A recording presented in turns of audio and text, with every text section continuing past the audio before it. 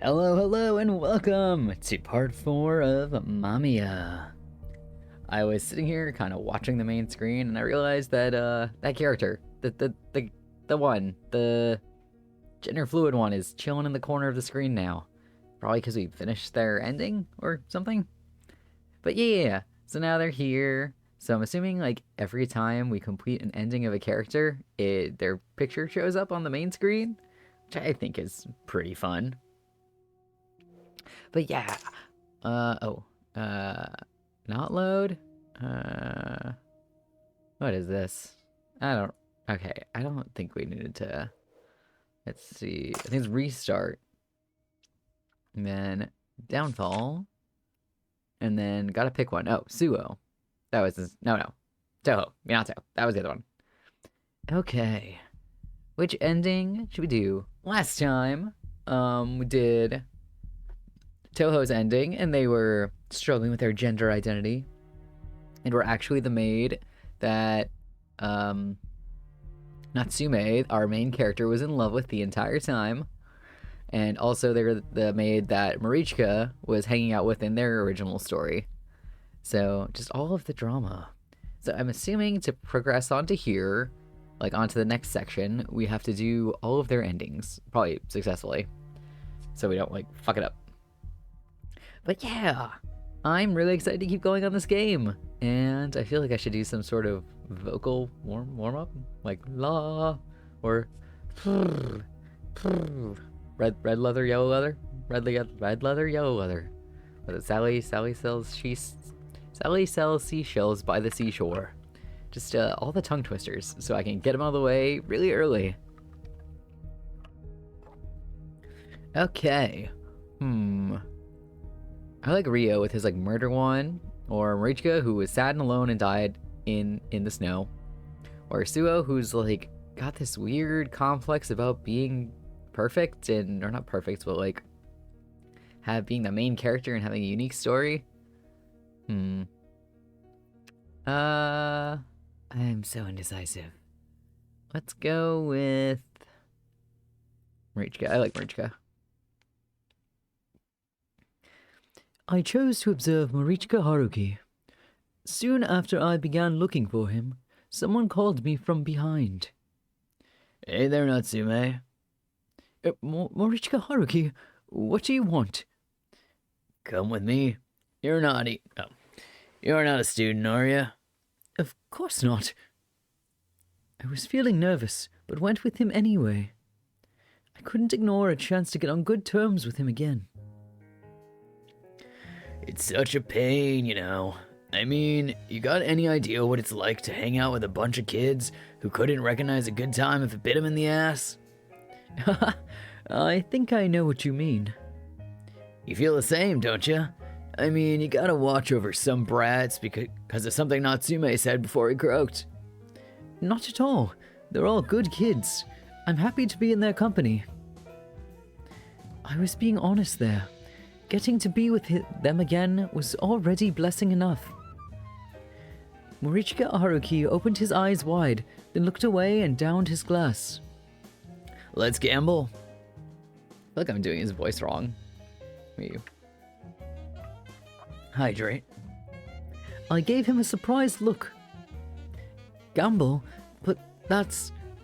I don't mean betting money. I just want to decide which one of us pays for tonight.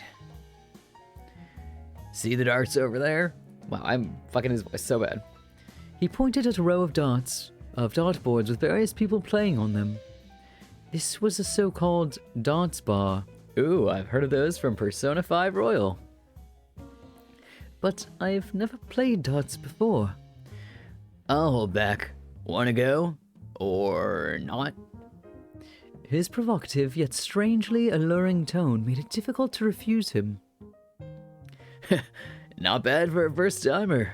A deal's a deal, though. Damn it. Let me try again. Just give me one more chance. You agreed to this fair and square, so get that money ready. I was actually doing pretty good with just a bit of practice. For a moment, I genuinely believed that I had talent. but as I kept going, I went further and further away from the middle. Morichika Haruki, however, slowly but surely gathered his points. I'd started out in the lead, but by the 8th round he created a great divide between us. The fact that he was actually holding back made me feel even worse. Do you play darts often? Occasionally, though mostly just to kill time. I'm dead broke, you know. Even now, I've only got 100 yen to my name. He tapped the pocket of his jeans, which he said filled me with shock. What would have happened if I'd won? I only pick fights I can win. He chuckled. Though somewhat reluctant, I held up my end of the bargain and paid our tab. There we go. We'll have to play a rematch someday. No way, dude. You got the touch. Morichika left his seat. The door's bell rang as he stepped outside. Left behind, I chuckled to myself about how much he resembled a stray cat. So where do you live? I hastily caught up to Morichika. The neon lights of the city suited him well. Nowhere really. I just spend the nights where I can. My eyes widened in shock. You mean you're staying with various women, as in many of them? What's it matter to you? I grabbed him by the shoulders and shook him. You can't do that. It's immoral. You need to stop immediately. Clearly upset by my words, he pushed my hand away with a displeased look on his face. Okay, here's a little something you should know about me. I hate it when people tell me what to do. Oh, Mir, thank you so much for the stretch and welcome. I don't think I'm sitting too bad yet. Not too much of a full shrimp. You know, in the curve back, shrimp mode. Only a little bit. I feel like the way I'm sitting, I'm like not doing their voices right. You gotta have like a good angle to like be consistent, I guess. Okay, here's a little something you should know about me. I hate it when people tell me what to do. He then tried to disappear into the night, but I grabbed his hand again. Said, yes, the cheeb. That's like my favorite emote I've done, I think. It's so dumb, and I love it. I used it for when I do collabs too. I'm like, this is my new icon for whenever I collab with somebody. They're just gonna have the cheeb. I need to open commissions for them because I love them so much. There was I submitted the animated one, so hopefully they'll be ready by Thursday, but no promises. The Twitch gods are very fickle. He then tried to disappear into the night, but I grabbed his hand again. Huh? What? Come to my place then. If the only alternative is living with all sorts of different women, I think it'd be way more ethical for you to just stay over at my place. Wait, the hell are you on about? I wouldn't mind. Well, I sure as shit would. I ain't gonna let some guy take care of me. As if letting girls do that is any better. Well, aren't you witty? He made a scummy grin, so I tightened my grip. You don't even have a home. You're not wrong, I guess. Yeah. Ugh, this pisses me off. Confirming that he had understood my point, I smiled and it says and twice, and let him know where I lived. My home was a simple city apartment. Spectators became conscious in this world as members of the nameless masses. When that happened, we were given backgrounds that suited us. For example, I was a 23-year-old stable member of society, and had everything you'd expect like someone like that to have. However, that was just a background. My home was relatively unfurnished, and felt like nobody lived here. It didn't even have curtains. It's not much I know. Morichika Haruki looked around, then boredly took off his coat and handed it to me. There was little to look at. White walls with white flooring, a white bed and a brown sofa. Nothing else. The inorganic fluorescent light reflected our awkward frames in the dark window. Oh, right, give me your number. Huh? Remember when you forgot to come to the meeting? I need it just in case. Morichka clicked his tongue, but gave me his phone number regardless. Back to that accent so bad. I made it a policy not to answer when a guy's calling, so don't actually use it. Oh, okay. Wasn't a number I couldn't use basically the same as a number I didn't have? Guess I'll go to sleep then. You just use the bed. I like this better. He then rolled up and got comfortable. Okay, good night.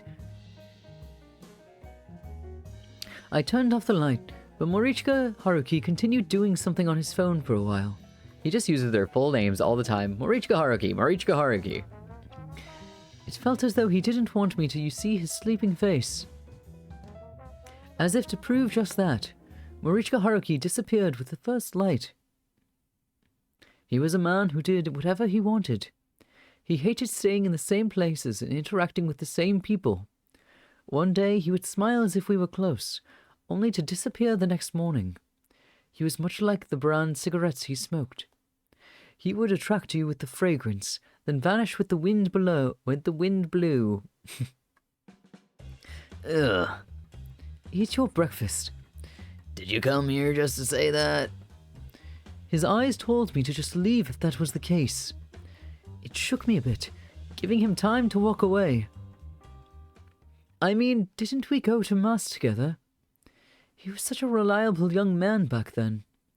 Man? These days, though, he was a drain on society who jumped from woman to woman.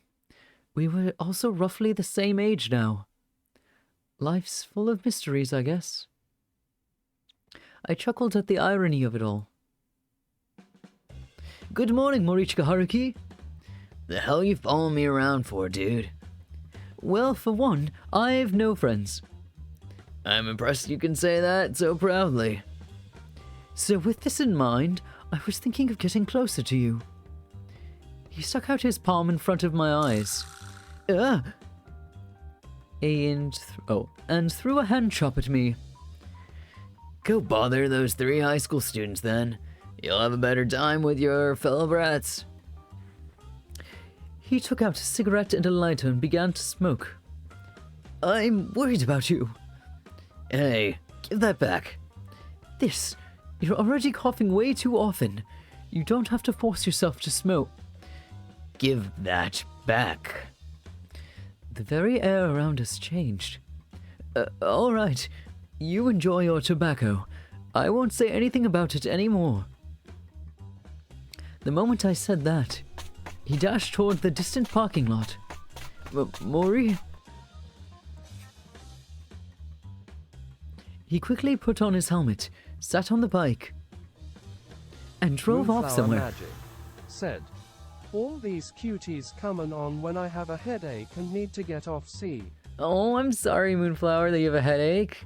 That's awful. Sometimes I just like put streamers on mute while I'm doing stuff and just have them going in the corner. And I'm like, I'm tired, but here, use my dead me as a view. But I know, everyone streams at the same time. Obviously, whatever time this is in your time zone is the peak time to be at.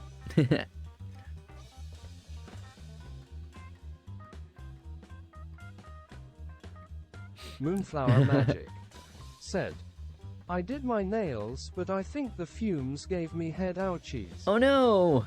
Dang, yeah, I feel that so hard. Especially like nail polish remover too, like straight alcohol. Moonflower Magic said, why was I modded ha ha ha? It's cause you Moonflower said head. Said, was it the ouchies or fumes lol? No, it was head. It was because you said head. Moonflower Magic It said, stop it. It said- Moonflower Magic said, LMAO. okay, so it says, gave me head. And that is why it was modded, because those 3 words Moonflower in Magic order. said, I'm not allowed to have a noggin anymore. Moonflower Magic said, H-A-H-A-H-A-H-A-H-A-H-A. It said, Moonflower I know Magic what you mean. said, stop it. Moonflower Magic said, I'm so done. Hey, I made it a permitted term, so that means if anyone's actually talking about that in here, it's fine, I guess. It caught you. It knew what you meant, obviously. Nail polish.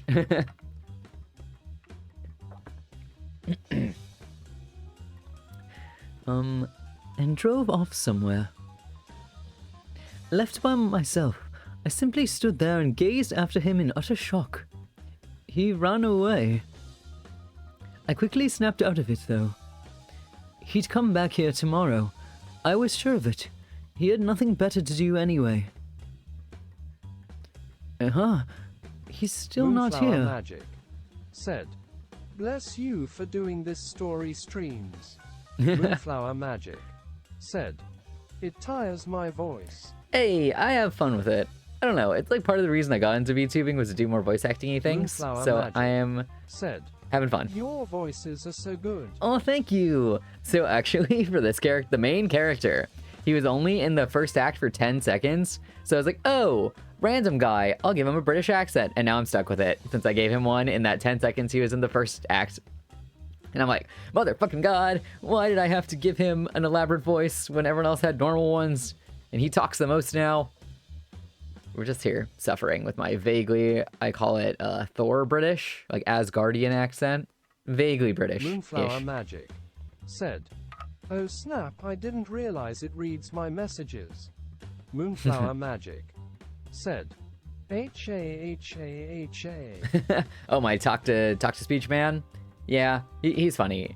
It's funny if people like do, oh God. Some of them he reads with like the sassiest voice ever. Like I think if you put periods, he'll be like, how dare you? Like so sarcastic. It's amazing. He's still not here. Moonflower Magic said, it says H-A-H-A-H-A. H-A-H-A-H-A. I don't know, one of my friends were shitting on me Moonflower before and it was so Magic funny. said, how dare you? You sang it. Moonflower Magic said, stop, I was just writing that. I'm a mind reader, obviously. Let me see if I can get him to do it. Let me see how. If I do periods, he might do it dramatic. Dia Fenry said, how dare you? How dare you? I don't know. I like when he does like the drawl, like vocal fry. The next day came, and so did its evening. Wait, could it be that... As the light of the morning sun made me squint, I had no choice but to accept that he'd been avoiding me. Oh, right. I still have the number he gave me.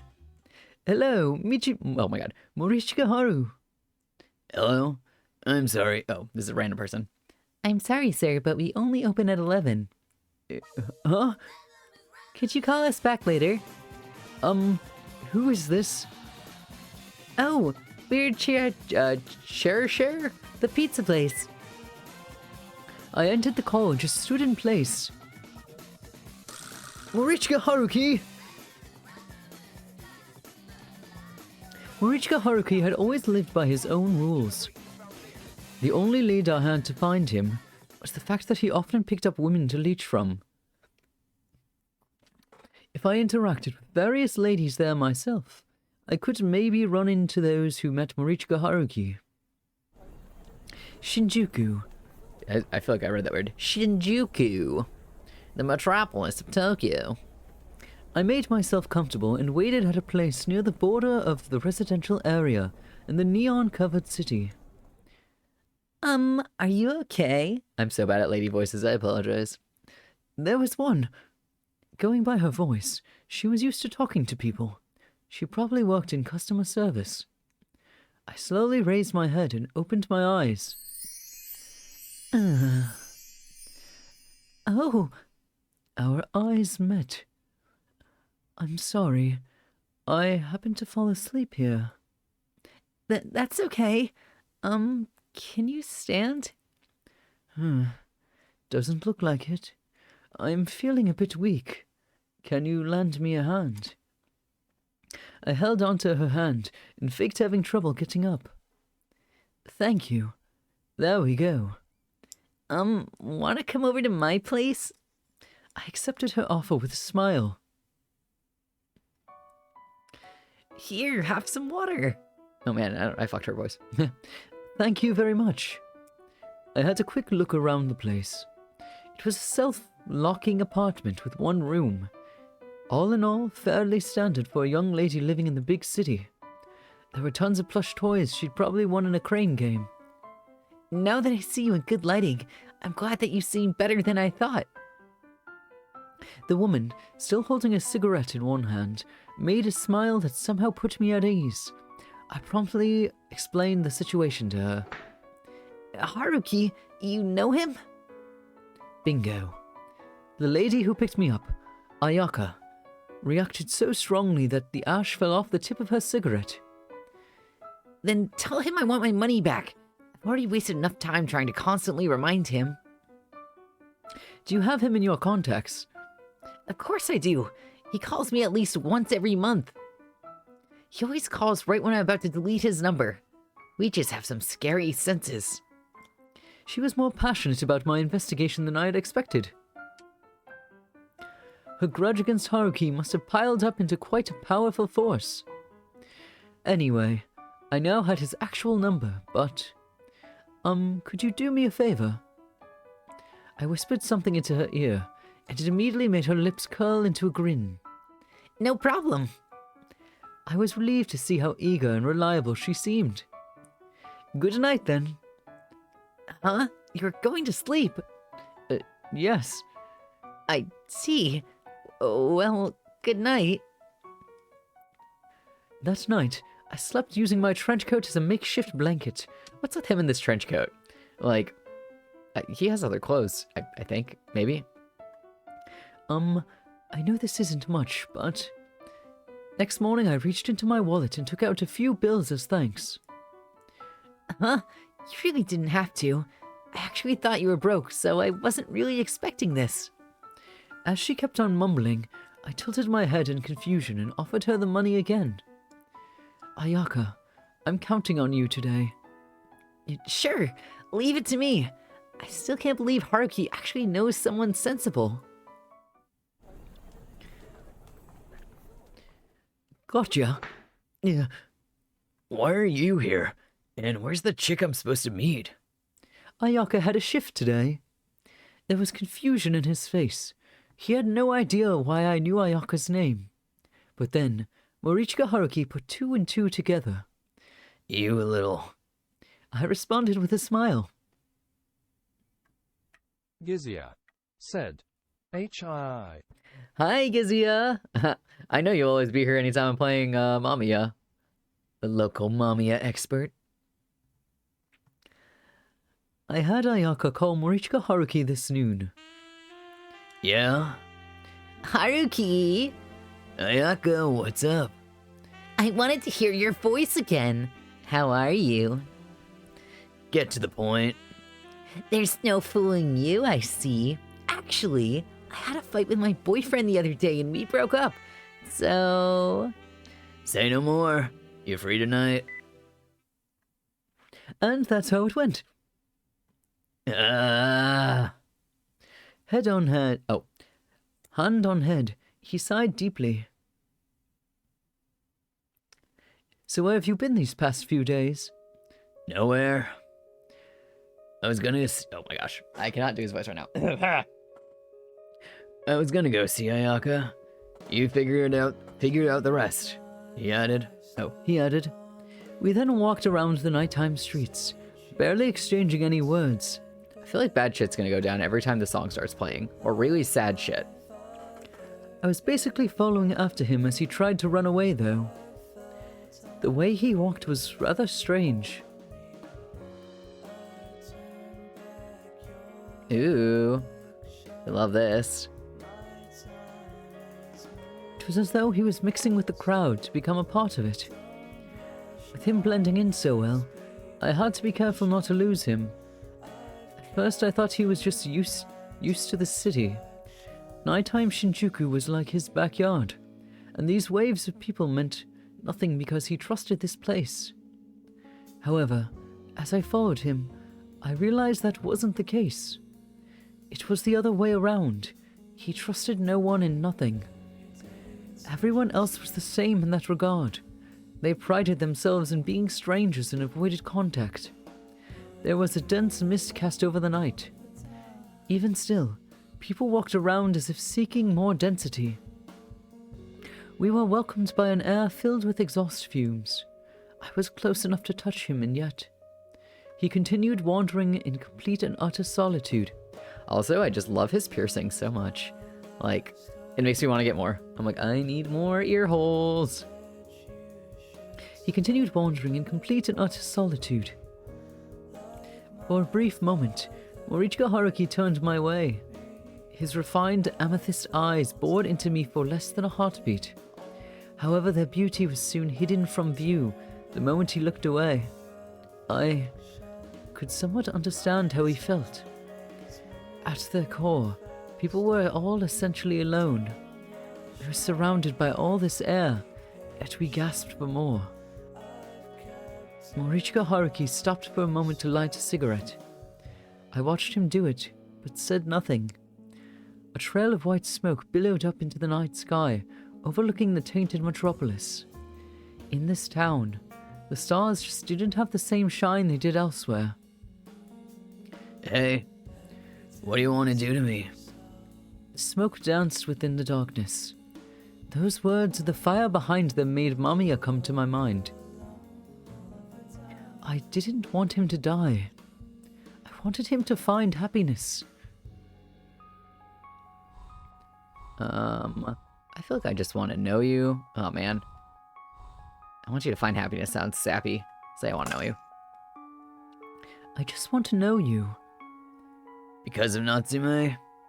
That's part of the reason, yeah, but I also feel like I understand your loneliness.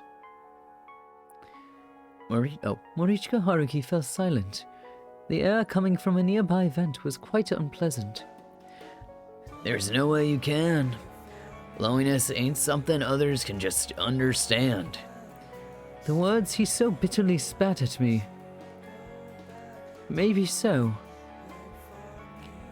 Made me close my eyes in agreement.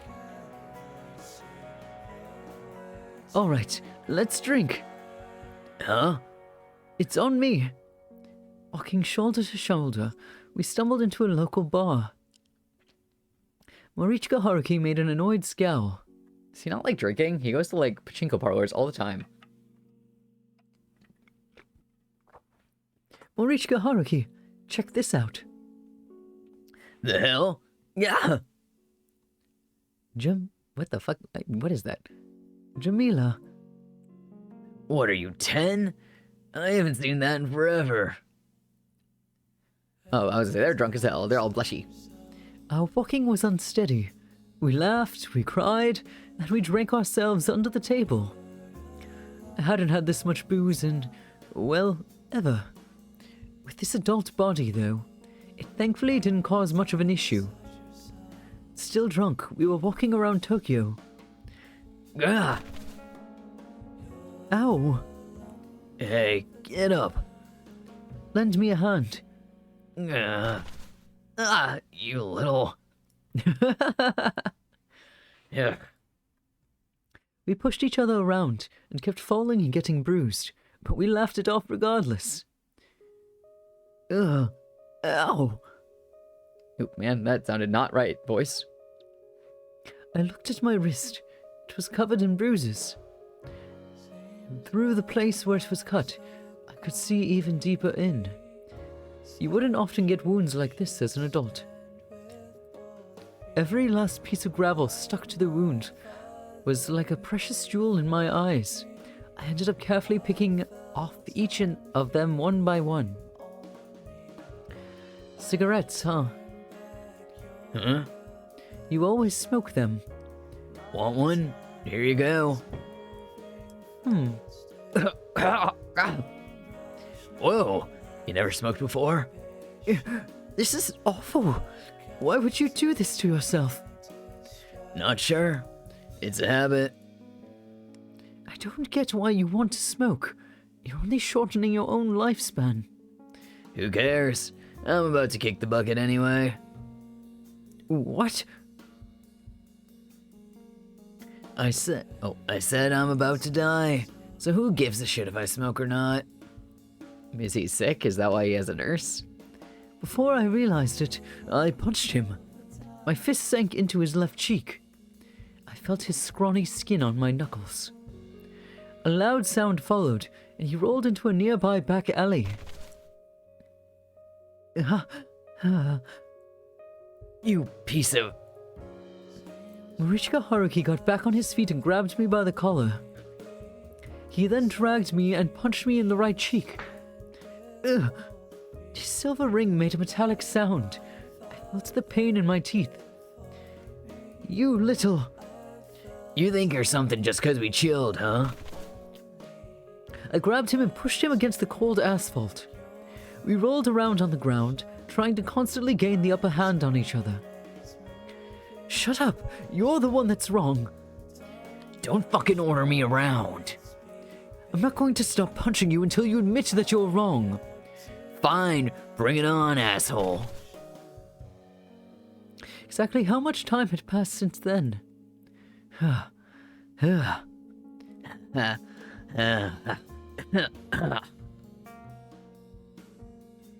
We were both exhausted to the point where our punches had long since lost all their power. Morichika, Haruki. Why can't you understand? Hell if I know. How the fuck am I supposed to tell what's even going on in your head? You're a pain in the ass. Stop forcing your ideas on me. I ain't your kid. I'm nothing to you. I don't think about you that way. Huh. Yeah, right. Lying on the ground, we looked up at a small patch of sky peeking out from between the buildings. The heavy, moist clouds seemed to almost be scolding us from above. It certainly made me feel a little apologetic. We had completely sobered up. Just lying on the... Oh, yep, there they are. Just lying on the ground. Oh. The art is so pretty. You know, I was trashing the art earlier, because some of those... I felt like some of those images were not great, but... I don't know. It's good.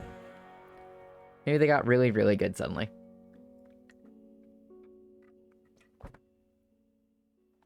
What must I do to make you care for yourself? I don't want this. I don't want to see things I hold dear spiral into self-destruction.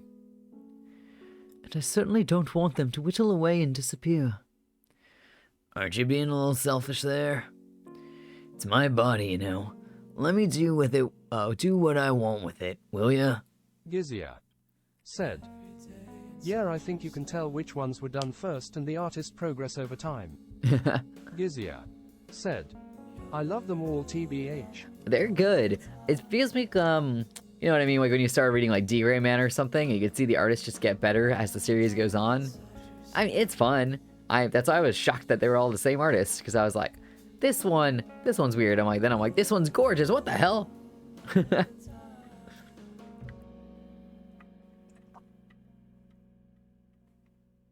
But you continue smoking even though you're sick. Do you really enjoy living with such negligence? Yeah, I do. Hell, I can no longer live any other way. I gave up on pressing him further. Many things here just didn't sit right with me. I nearly told him it wasn't too late, and that he could still turn his life around if he tried. However, a part of me believed he was right. Others pushed their feelings and ideals onto him. He'd been doing his best to live up to their expectations, and that drained him. As a heavy silence descended upon us, every breath he took seemed to be implying exactly that. I took a long, deep breath. Morichika Haruki, no doubt anticipating a second round, quickly got back up. His reaction made me chuckle. I shook my head and looked up at the dark grey sky stretching above us. When's your birthday? I forgot that too. No, you didn't. It's in the spring. Spring? Is that why you called Haruki? I mean, with Haru meaning spring and all. Yeah. His listless response made me smile. Haruki, born in spring. He looked at me in confusion.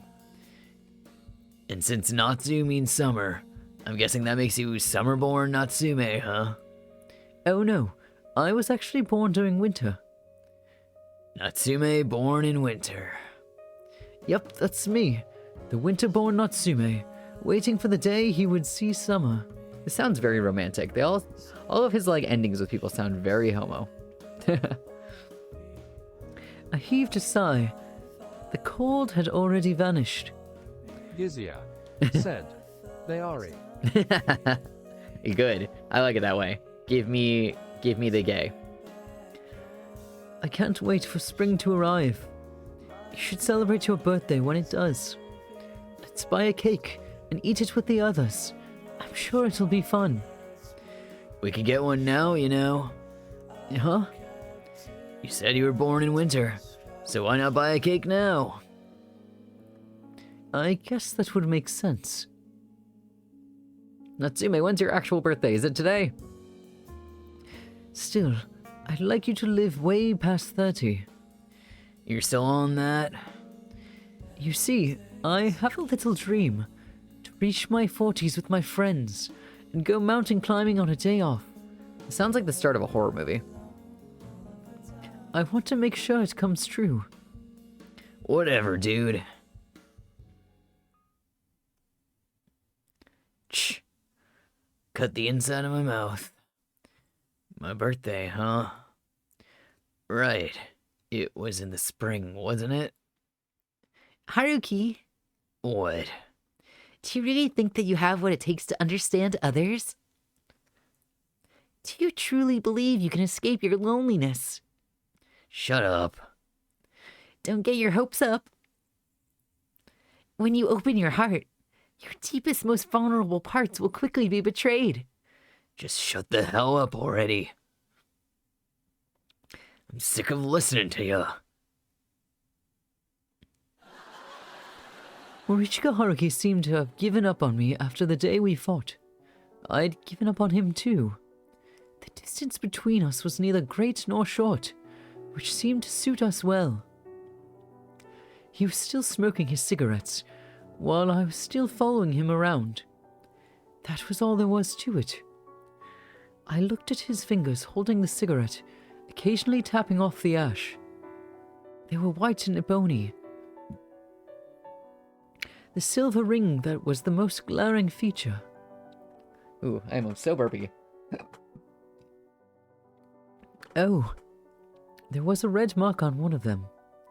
It made me think of blood congestion. Had he lost a ring? Or had he perhaps thrown it away because of something? That would have been strange, considering it was something he held onto long enough for it to leave a mark. What could have happened to that ring? It's time. Yeah, See ya. you too. Morichika Haruki crushed the butt of his cigarette and disappeared onto the platform. He normally used his motorbike, so why was he taking a train now? Who would he meet? Dahe 2 said, Dia Fei 1 Cheeb. Oh, hi, Dahe. I don't know. I feel like it would say if I only say Da or Dahe. Sounds kind of weird. Hello, Dahe 2. I'm glad you like the Cheeb emote. Dahe 2 said, Da. Ha ha. It is probably my favorite emote I've done so far, even though it's like the simplest Dahe and 2 took the less time. Said, very cute. I love this simple. I'm so excited for my animated ones to be approved. Gizia said, it is very cute indeed. It is so fun. I want to make like a Cheeb army. I don't know. I'll have to open commissions for Cheebs. It'd be cute if they could like dance or something. I don't know. Maybe I'll work on animating one. Except it's like based on a. It was on from a base, so I feel I'd have to like draw a new one because I'd feel bad like changing somebody's base that much. Or I'll message them and see if they care. And what was with that removed ring? Could it have been somehow related? I had no idea. The only thing I felt for certain was the smell of tobacco mixing with the ambient noise. It reminded me of the cigarette I'd smoked at his urging. I'm back. I stepped in and looked around, had a look around. The room I had just greeted was completely barren of warmth. Is this his sad apartment? The silence here somehow became grating on me. To me. With every breath, I realized that I was alone. Solitude seemed to be sinking into my heart. Morichika Haruki, I didn't want to give up on you. I wanted us to become good friends who could understand one another. But when I went and agreed with what you'd said, people could never truly relate to one another. We were all strangers carrying our own brand of loneliness. I feel like I fucked up, but I only had one choice to make so far, so maybe? I don't know. I never felt this lonely back when I was alive. I had my family back home, and though I didn't talk much in school, I had accepted it as the place where I belonged. But how is it now? I'm like a complete outsider. My voice bounced off the walls and almost made me want to cry. I was no longer a part of this world. I was a spectator whose very existence was forbidden. I didn't belong here. You call yourself lonely. Then what was I? Where did I belong? Where did I return to? Who were my friends? Where was the warmth? Where had I placed it all? It's all your fault. I couldn't stop thinking about the mark left by the ring. Even so, I'm doing my best to save him.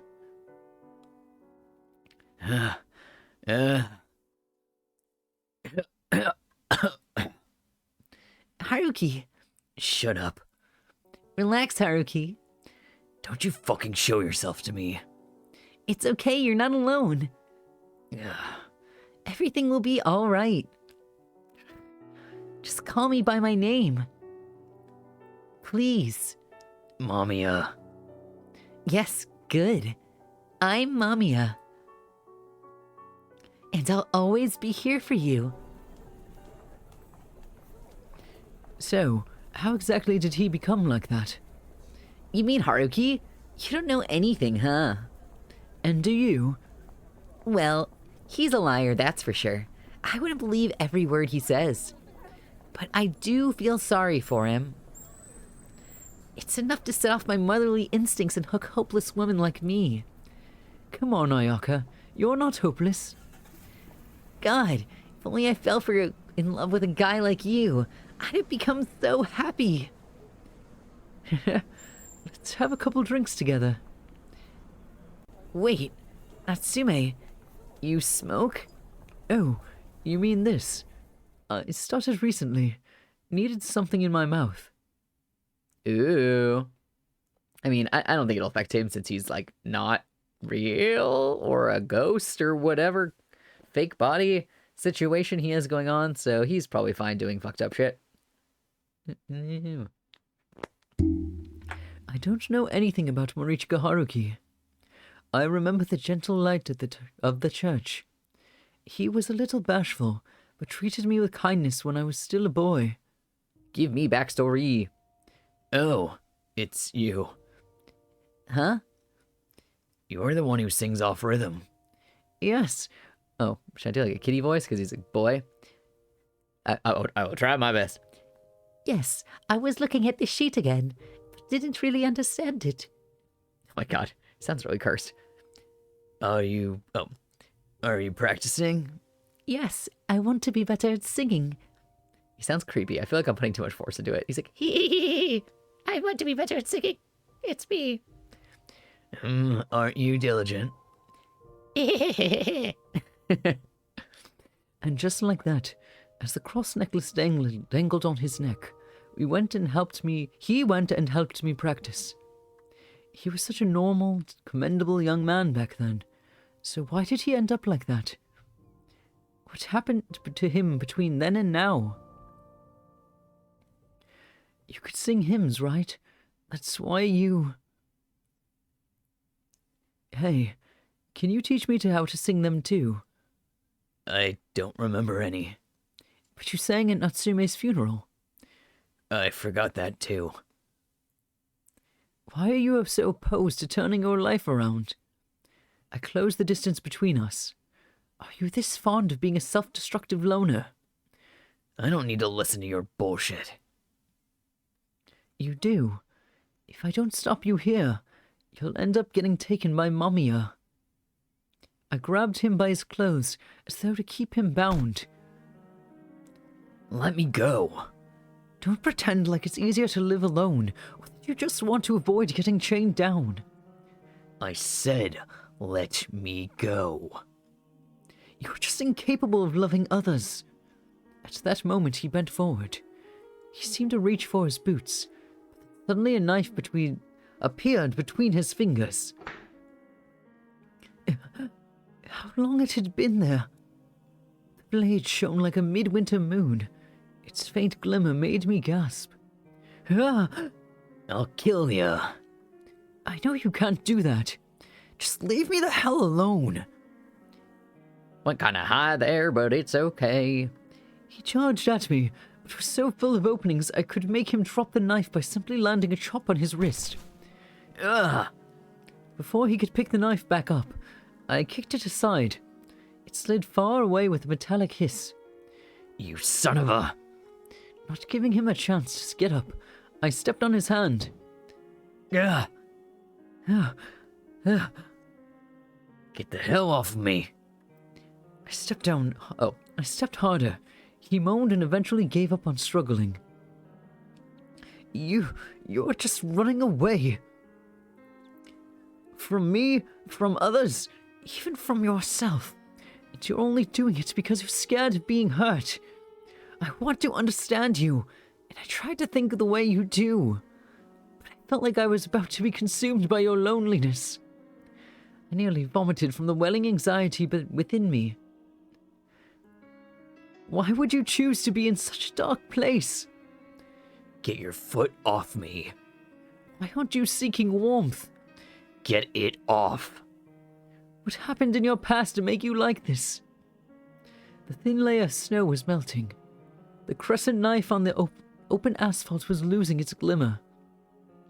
Even so, I believe in you. Ha! I'm Oh, that was a ha, not like a grunt. Ha! I'm serious. I took my foot off his hand and picked up the knife. Morichika Haruki, I believe you can love me. What? What? This? What?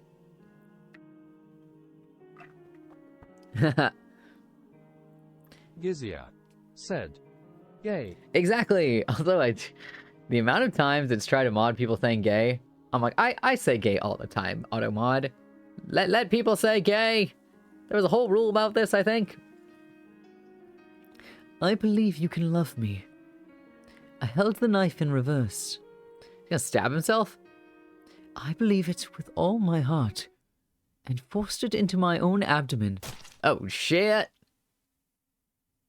What? What? A beautiful light was leaking in through a foggy window.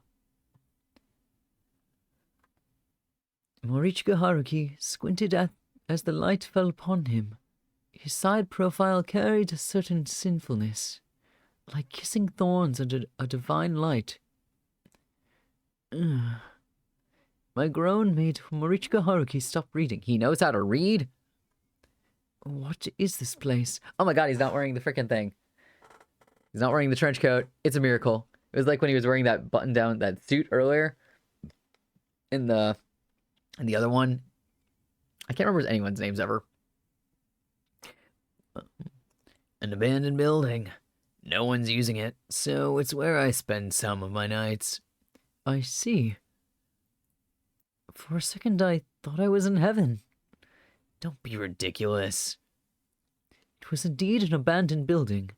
It looked like it could collapse at any moment, which I admittedly found a little scary. Gizia said, yes, Natsume in a shirt is one of my favorite sprites. Just Natsume and anything else but the trench coat. Makes it exciting. 'Cause it's special. However, that very unpredictability felt like a representation of Morichika Haruki himself. Oh, I don't know if I've heard the song. Thanks. Huh? You fixed up my stomach. Yeah. Did you think I would die? Stop talking, damn it. I should have just left you there. I'm glad you didn't. I was right to believe in you. I'm pretty tough, Gizia but it was still a huge gamble. oh, this is the first time this song appears. I think I love it. I feel like the songs are so ominous. They're like, this is the song when we play. Maybe this is the cute romancy song, and there's the fucked up shit's about to happen song, and you know, there's a variety of songs. Ooh. Man, you're a piece of work. As I'd expected, the wound itself wasn't that bad, and a bit of sleep was enough to put me back into good health. How? I'm shook. You stab yourself in the stomach with a knife, and you're perfectly fine after, I guess. Boy, am I hungry. Morichika Haruki looked at me as if he couldn't believe what I had just said. I grinned back at him in response. Sorry, unlike you, I'm pretty stubborn. Oh, this is pretty gay also. I love Marichika's fashion. Like, this is my vibe, obviously. I think I said that like last time when I played his other route. I was like, wow, he's dressed the same as my model almost. The leather sofa was full of overused springs. It couldn't make that much of an impact, and the toughness made me grimace. Morichika Haruki was lying on the sofa as if he was used to it. He was also smoking as if to rest his soul. Smoke filled the dark room. The only thing to break the silence was the droning sound of some boring program on the radio. What were the hosts saying? I didn't even care. But I couldn't be bothered to turn it off. Shiny flakes of dust floated around the room. The way they sluggishly drifted through the air made it look like they were tired. The sense of fatigue here made me feel comfort unlike I'd ever felt before. Gonna drink? He gave me some canned cola. Of course I'll take it. I took it and promptly cracked it open. The can made a pleasant-sounding pop before releasing the carbonated drink. Stopping its flow with my lips, I began hastily drinking it up.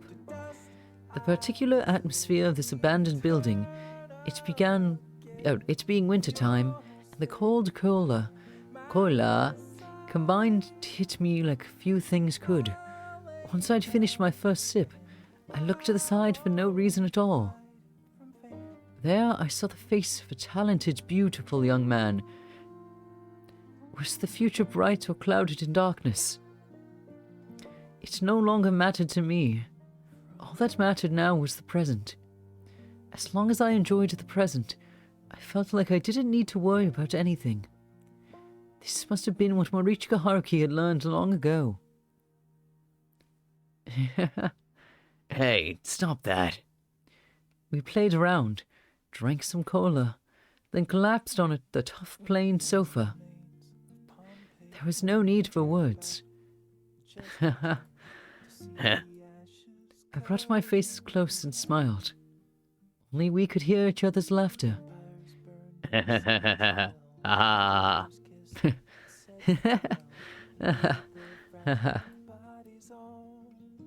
The blood from my stomach, his ever-coughing respiratory system, none of it mattered to me anymore. We were in a place where we could afford not to care about such things. We just had to spend the day having fun. It was fine if the future was bleak. Come what may, it was okay. There was only one thing we wished for. We wanted the taste of cola. This is so gay. Ugh. I woke up shivering in the cold. I checked the time to see that it was 6 in the morning, the coldest time of day. That sounds like a lie. Morichika Haruki. I crawled up from the floor and looked at the sofa. Morichika Haruki was sleeping peacefully. Your sleeping face. Careful not to wake him up. I touched his hair.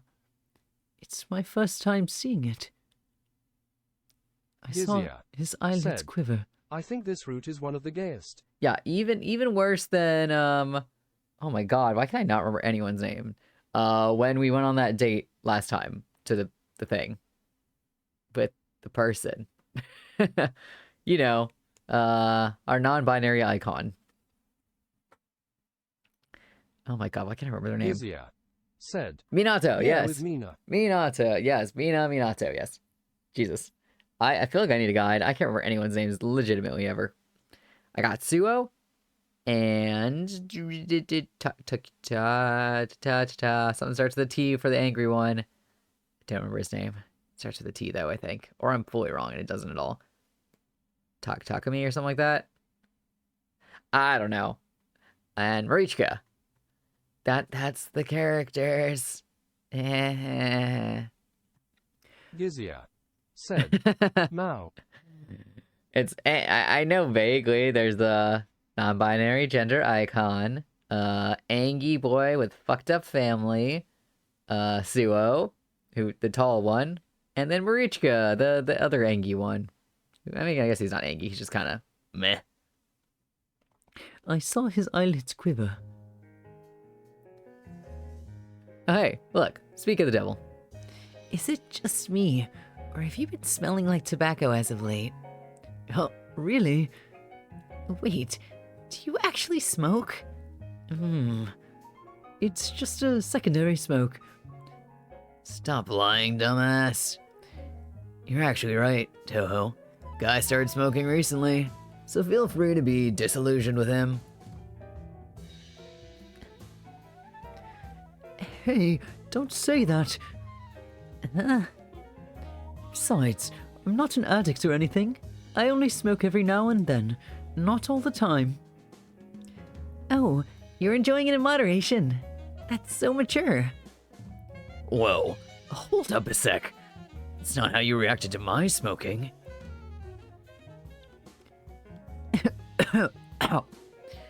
Jesus, don't force yourself to smoke if you can't handle it. Are you worried about me? No. Oh, God damn it, I said I'm not worried. Now stop smoking. I can't believe you're the one saying that now. Now I understood. Stewed. I can't word sometimes. Sometimes I'm like, stewed. The only way to keep Morichika Haruki in check was to hurt myself. Oh boy. That's, yeah, no. We were in church. It was a place he hadn't visited no matter how many times we'd met up. His expression, combined with the way he was sitting and the position of his hands, made it seem like he was praying. You can't smoke here. What are you, a priest? Well, I guess you're much like one. The warm evening fell over the church. The divinity of its glow made me feel as though this place was closer to heaven than any other. Morichika Haruki looked at me like I was dazzling. I don't understand how suddenly we're in love with each other. Like, I don't know what I missed in between this. Besides him ditching us finding him again, and now we're in love, obviously. Something happened in between there. The faint hint of sorrow in his eyes nearly made me gasp. You always used to sit over there. I remember thinking that there was a certain desperation in the way you prayed. Ha, he knows he's past Natsume. What are you talking about? Nothing. Forget I said anything. Morichika Haruki, let me grant you a miracle. To me? Who else? You're no god. That's true. I'm no god. But I can at least pray for your good fortune. And that's supposed to be a miracle? Well, I'm pretty lucky if I do say so myself. Seriously, you gotta be kidding me.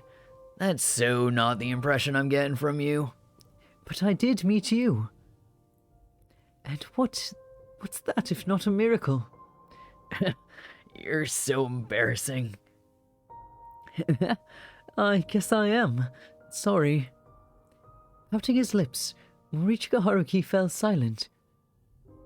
You probably won't find it easy to believe in miracles, but if you take a slightly better look, and find it in yourself to believe that you can cause miracles, I'll give you my protection.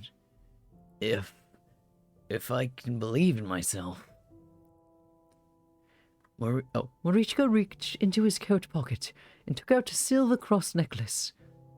He brought it to his lips and took a deep breath.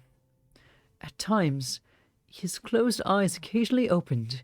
At others, he closed them so tight it seemed almost like he was grimacing. I am very not religious, so this took a sudden... I mean, we're in a church. I accept that. This happened last time, too, where I was like, I am very not anti, ambivalent to religion. But here we are. Jesus. Jesus is here up in my game. Some time passed, and when he finally opened his eyes... Gizia said, yeah, LMAOO. I don't know. In my opinion, Christianity is the most boring of the religions. Like, you only got one God. Your people are generally problematic. Like, I like some of the lore, the religion lore. I've said this before. Yeah, some of it's okay, but I feel like the people are just too aggressive about it, and they have a boring god. I said it. He's boring. Like, China and Egypt and everyone else has so much cooler gods, and I don't know. I just like the idea of the more, I don't know, like I guess it's more like Japan or Egypt style of gods, where there's like a bunch of different tiny ones and varying levels of importance. Like, this is the river god. They're the god of this specific river. I don't know. That's more my vibe, like nature-y. Anyway, every time I get into some weird religion talk because of this freaking game, let's just keep going. Get through the Jesus. And when he... Gizia said, understandable. And when he finally opened his eyes, they looked right at me. I'm ready to believe. I'll believe in this shitty world, and whatever God there is. I'll believe in the miracles I missed out on, in you and myself. So please, grant me a miracle. Thanks. Thank you, Morichika Haruki. Oh, it's not today. Whoops. Don't worry. It'll be okay. Oh my gosh. I'll lead you to happiness. That's what I caught from that. Hey, are you okay? Yeah, it's nothing to... Morichika Haruki! I started rubbing his back as he crouched down. We need to find you a doctor. Pipe Gizia down. said, you can check the log if you ever Oh. want to revisit a dialogue. Oh, yeah, whoops. So please grant me a miracle. I guessed it right, or I'll lead you to happiness. I'd rather no matter what. Smart. Thanks for the tips, Gizia, the ultimate Mamiya expert. Pipe down. This ain't no big... Shut up. Grab my shoulder. Come on, cheer up already. No one asked you to take me Gizia here. said, I'll gladly take that ultimate title. Hey, I mean, you're like, I don't know everything that's happening in every single scene, and I am very thankful and impressed. Good thing the zoo had a medical office, right? Huh? Not right. They were at the zoo? This is like jumping forward so much, like jumping all over the place. I'm like, I don't know what's happening. Don't make a big deal out of it. See what I mean? They let you use this place, so get some rest before leaving, okay? Huh? Did he fall asleep? He must have been really exhausted. Suddenly, a gust of wind blew through the slightly opened window. as the thin curtains danced in the air. Oh, Mamiya. Being a creep. They revealed a girl. Hello. You, Mummy! Shh. She put a finger over my lips, forcing me into silence. Don't want to make noise. You wouldn't want to wake him. Why did you show yourself to me? Well, I wanted to see what kind of person you were. Or you could say that I came to eliminate the pesky virus that so insisted on saving Haruki. Ignore that flash, I pressed the wrong button. The smell of antiseptic made my body feel heavy. So I'm the virus here now. You're the one leading Oh, it's something. Ah! You're the one leading Morichika Haruki towards certain death. Make no mistake. It is not my intention to make him suffer. If anything, you're the one forcing him to live when he himself has given up. You're forcefully extending his life. Do you think he wants to live a life of being hooked up to tubes? Do you really think this world is superior to Oh my god, every time. Trichiliocosm? You don't even know his pain.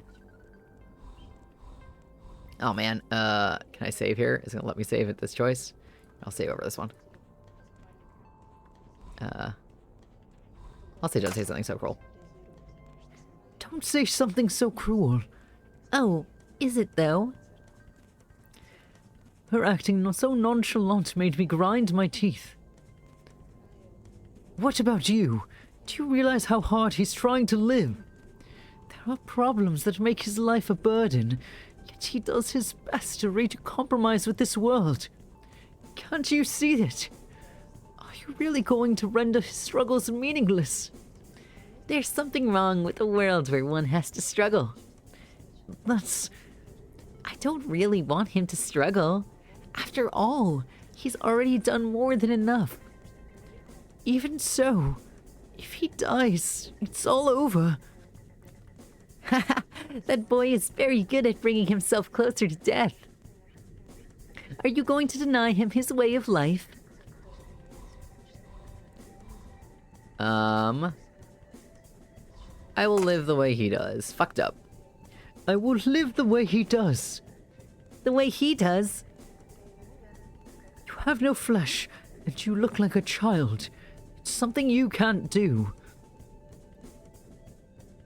Please don't say that he's very good at bringing himself closer to death. He may live his life moment to moment. That's exactly why he values it. So what will you do? Do tell me, Haruki's friend. What exactly will you do? Oh, okay. That's kind of fucked up, I guess. I will take your place. You don't even have a body. I can easily replace you. Become someone who understands him.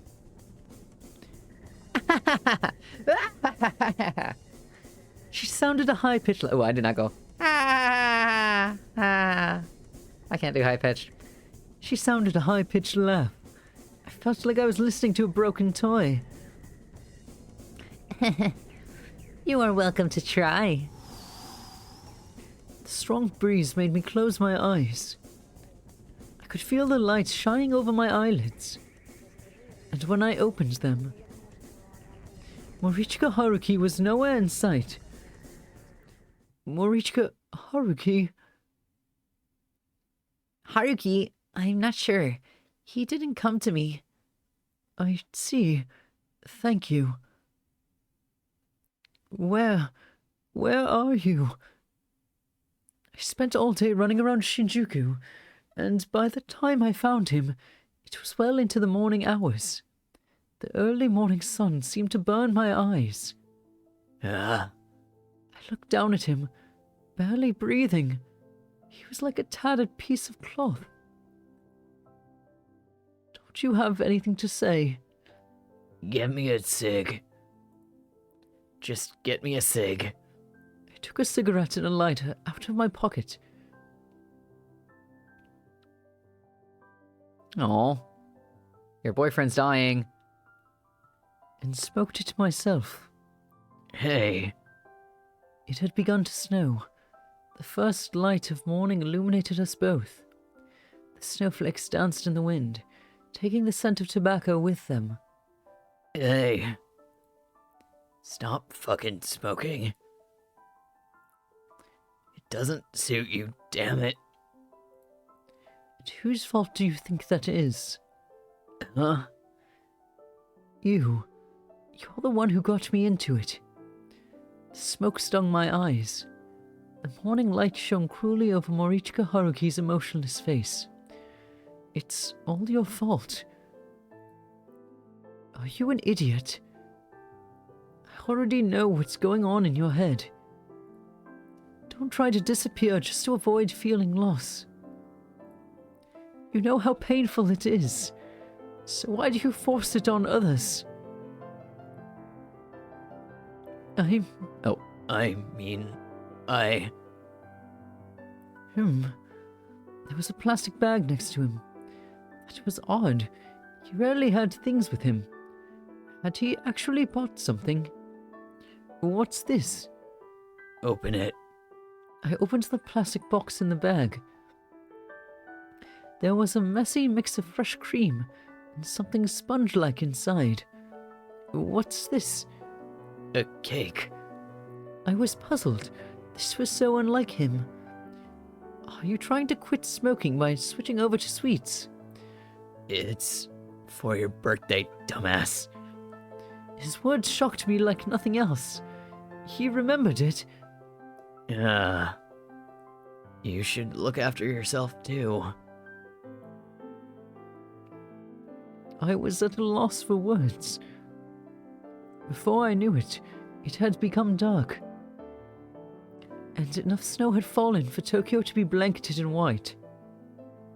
We lied on the fresh snow. The two of us were parallel with the silent road. We could see the moon and skies above. We had no idea when a car would come. We just lied and silently breathed. By doing so, we felt like we'd become one with the air, and our worries were dispersed. Sing something for me. Huh? You know, like a birthday song. Screw you. Oh, okay then. I began singing it to myself. Happy birthday to you. Happy birthday, dear me. How about you sing instead of laughing? Nah. The snow fell on our faces. They were like stars. Silence. The traffic light was shining orange. The snow took the light, reflecting it. It was winter, but the surroundings were now covered by a warm color. My vision turned blurry from tears, making it seem like the city lights were sparklers. Happy birthday, Natsume. Happiness. You and me. We both just wanted happiness. Oh, man. This cig tastes like shit. It didn't matter if I was basically like walking garbage. Same. Walking garbage.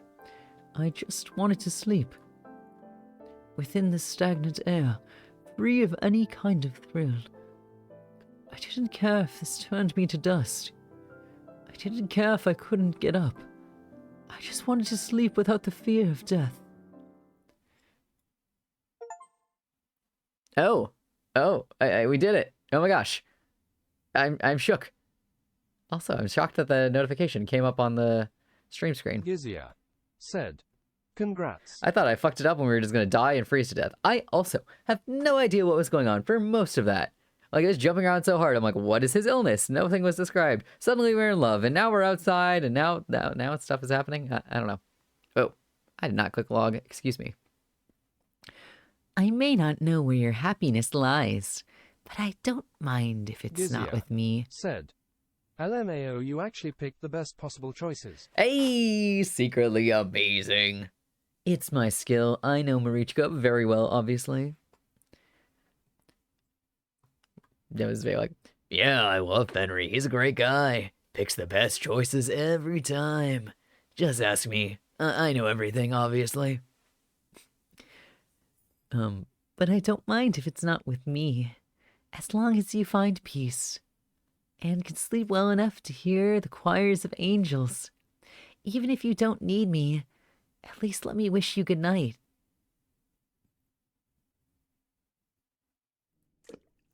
Fourth Friday. Tokyo, during the year in which the world was prophesied to end, the fourth Friday of the final month of the year, Natsume's memorial mass ended, and the participants went to his grave. Morichika Haruki was standing against the wall in front of the church, listlessly looking up at the sky. Hi. Did you pick an item? I wouldn't be in this goddamn place if I didn't. I guess that's true. The memorial mass, huh? I didn't think I'd ever meet him again. I heaved a sigh of relief, knowing that this enigmatic young man who has drifted from place to place like smoke seemed to have finally set his feet firm on the ground. Let's just go. Yeah, let's go visit Natsume's grave. The public cemetery was in an open area, some distance away from the church. Various graves were lined up in a clouded area, sprinkled in green. We stopped in front of one. give me a sec. It was just like all the others, lacking any distinguishing features, and it belonged to Natsume Soichiro. In other words, me. A strong gust of wind blew past us. Even so, Morichika Haruki walked to the grave with a steadfast pace, looking firm and resolute. What he'd chosen to give Natsume was a cross necklace. The cross necklace. Yeah, I don't need it anymore. But why? Don't get it wrong. I'm not being pessimistic. There ain't no God. I knew that all along, and felt it repeatedly in that hospital bed. Even still, I just couldn't bring myself to get rid of this thing. I needed something to cling to, but I no longer do. It's my turn to give someone happiness. Morichika Haruki grasped the necklace tightly before finally placing it on Natsume's coffin. So does this mean that... Shut up. We're done here. Let's go. Wait! Seemingly embarrassed. Well, I lost that accent fully. Blah, blah, blah, blah. Seemingly embarrassed, Morichika Haruki quickly walked away. But his positive thoughts made me so happy it almost hurt. Yeah, from now on, you'll live the rest of your life making plenty of other people happy. I'm sure he'll be glad. We looked back at Natsume's coffin one last time before raising our faces and walking away. Let's go, Morichika Haruki. I could tell you not to follow me around, but you'll come along anyway, won't you? You know me too well. Wanna go grab a drink? As long as you pay for it. Sure, but only if you beat me at billiards. Ha, bring it on. I had no idea what awaited us beyond the hill, beyond the end of this story. However, don't worry. I'm sure you'll draw up a wonderful world. I believe in you. Come on, hurry up. You won't have time to practice. You didn't need me to practice at all when we played darts. Shut up, let's just go. Good grief. Let us go then, and find out what awaits us beyond that light. Oh my god, I'm getting so tongue twisted this entire ending section. Hey, we did it. We got to an ending. Huzzah.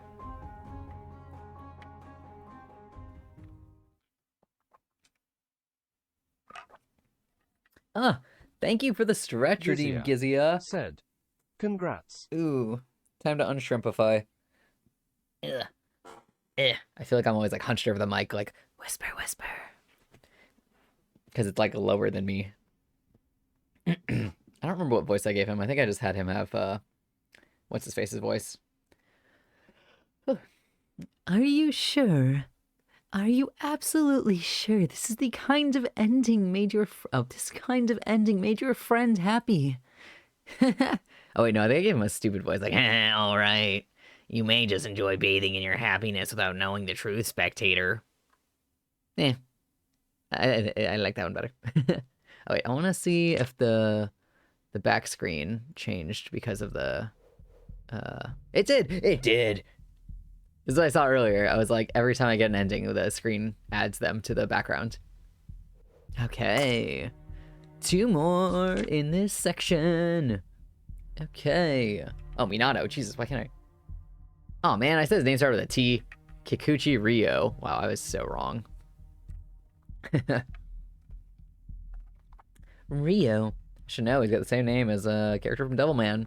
My good friend Rio. A random Devilman reference that nobody will ever get. Yeah, let's go for Ryo. I feel like Suo is my least favorite because he's straight up Delulu. Everyone else is somewhat reasonable, I feel like. Gizia said. You said Takumi and I thought, well, at least has a K. I tried really hard. Takumi, Kikuchi, it's kind of there. Takumi. I chose to observe Kikuchi Rio. I'll just think of him as, yeah, just gotta think of him as good friend Rio.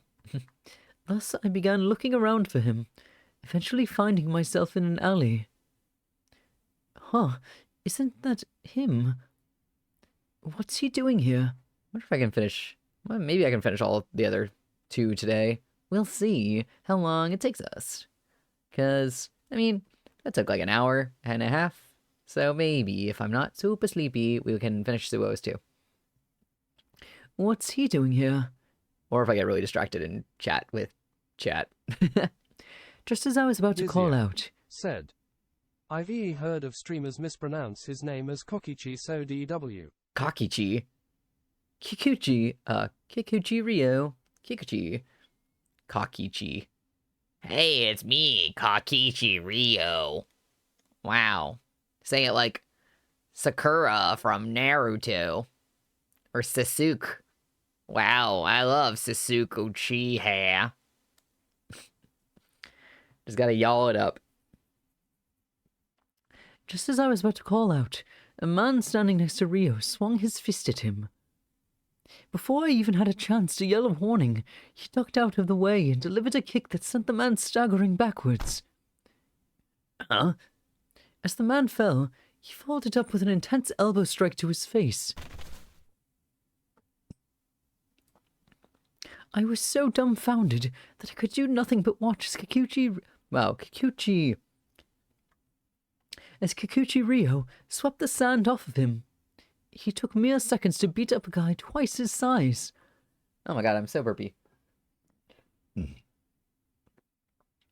As he sighed and prepared to leave, he noticed me staring at him. Oh. Even from a distance, I could tell that our eyes had met. His were extremely hurt. Wait. Well, there he goes. Okay. Come on, let's do karaoke today. Huh, but we weren't there yesterday. Go buy yours. Whoa. You can see my minimal effort into these classmates. Oh, sorry. It's fine. What the hell? That was creepy. I have no shift today. Guess I'll go to the supermarket or something. Hey, what's with that guy? Huh? The one in the trench coat? Maybe he's a detective. Hey, that's what I said immediately. That'd be way too cliched. Trench coat. Ugh. He's here for Minato, not me. I'll just go. Oh, Kikuchi! When I waved my hands at him, Kikuchi Ryo froze up. What does he want with Kikuchi? Now that I look at him, he seemed kinda shady too. What's with all the noise? What do you want? The sparkles. Huh? I thought I'd just come and see you. I moved my bangs away, making people around us raise shrill voices for some reason. Just come with me. They're raising shrill voices because he's sexy? I don't get it. He grabbed me by the arm and dragged me away from the school gate. This music is so funny. It's like a spy thriller. Is this about yesterday? Huh? What do you mean? I mean, weren't you disappointed in me? I ended up resorting to violence back there. Oh no, that's not it. I figured I would start seeing you off to school from now on, and then pick you up as well, of course. You get attacked because you're alone, but I'm an adult. With me around, it'll be harder for people to get at you. Are you a dumbass? Yeah, I thought it was a pretty good plan. A lanky guy like you would just get snapped in half. Lanky? But I'm an adult. Ha. Do what you want. See, it worked. We were just lucky. You get... Oh my gosh. You also get extra bargain... Oh my god. You also get extra bargain goods when I'm here. That's true. Is it because he's hot? I feel like people are being nice because he's hot. As he fell silent, I put the toilet paper at the door with a broad smile, then turned around. Well, Kikuchi, bye-bye. Though he didn't look too happy, he still saw me off as I left the residential area. To me, Natsume Soichiro, Kikuchi Ryo was like the protagonist of a story. You probably didn't remember it, but... You've already saved me once. I kept quiet about it, because you'd call it hypocrisy. But on that day, you were so cool, that I kept wanting to become like you. Spring. I, Natsume Soichiro, had my money taken from me. Huh? What are you looking at? It kind of sounds too much like Ryo's voice. I'll give him some weirdo one. No matter what he was told, the young man didn't stop giving them a beast-like stare. Answer me when I'm talking to you. The later it gets, the weirder my extra characters' voices get. One of the men surrounding me raised his fist. Ugh. Kikuchi dodged it with little to no effort, slipped to the man's side, and punched him square in the jaw. Ah! The brilliance of the battle that followed was such that I, merely seated in place, felt as if the world had been sped up. His movements were graceful, agile, and nimble. As I did my best to follow each and every one of them, the dark-skinned youth was soon the only one left standing. Thank you so much. The next moment, I felt a dreadful chill down my spine. The young man's intense, fiery gaze bore into me. We locked eyes for a second, then off he went. The last thing I remembered about the encounter was the flower petal that landed on my nose. That's so romancy. Also, All the romance. I'm back. Midori? You're...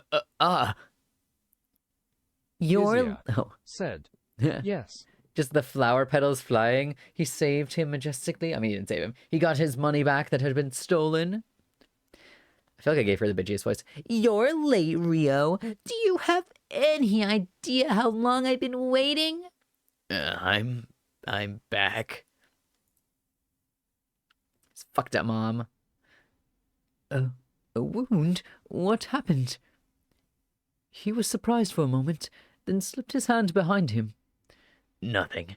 You're making a mountain out of a molehill. You didn't even fight yesterday, so why? Who cares? Doesn't he not remember him stabbing his mom to death? I mean, maybe he didn't, like, Natsume doesn't know that the reason he stabbed his mom to death was because, she was abusive from the last one. Or does he just not remember what happens in the last ones? I don't know. Who cares? Anyway, there's another sale today. Eggs are for cheap. Come. It was clear that he was avoiding the subject. Did you at least treat it? It might swell if you leave it like that. Was it caused by a blow, or did you sprain it? Jesus, get off my back. Maybe, but if I don't know the cause, It's got nothing to do with you. There's nothing you can do. The bitter expression on his face seemed all too familiar. That's all the more reason not to ignore it. Don't say something so irresponsible. It's not like I'd have anywhere else to go.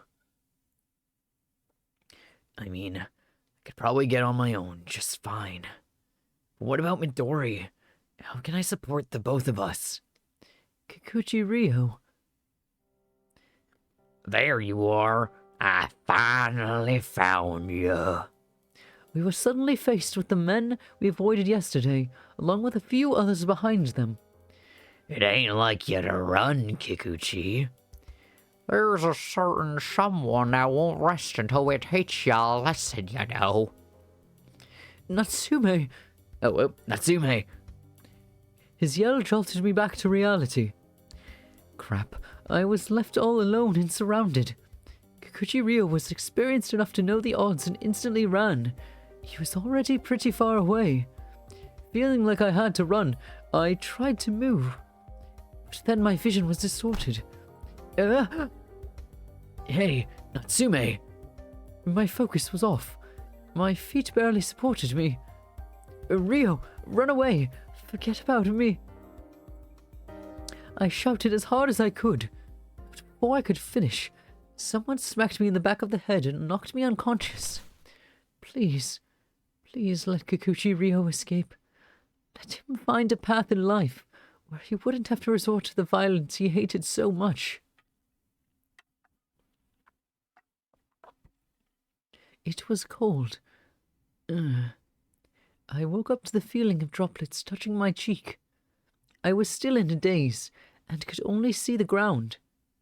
I once again felt a cold sensation on my nose.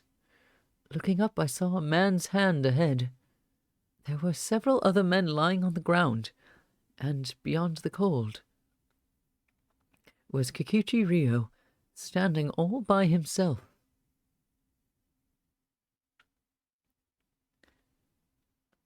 I feel like it's Rio's face that gets fucked up looking at art sometimes. I don't know why, but it does. The first snowfall had arrived. And the fucked up music, here it comes. My consciousness returned in an instant.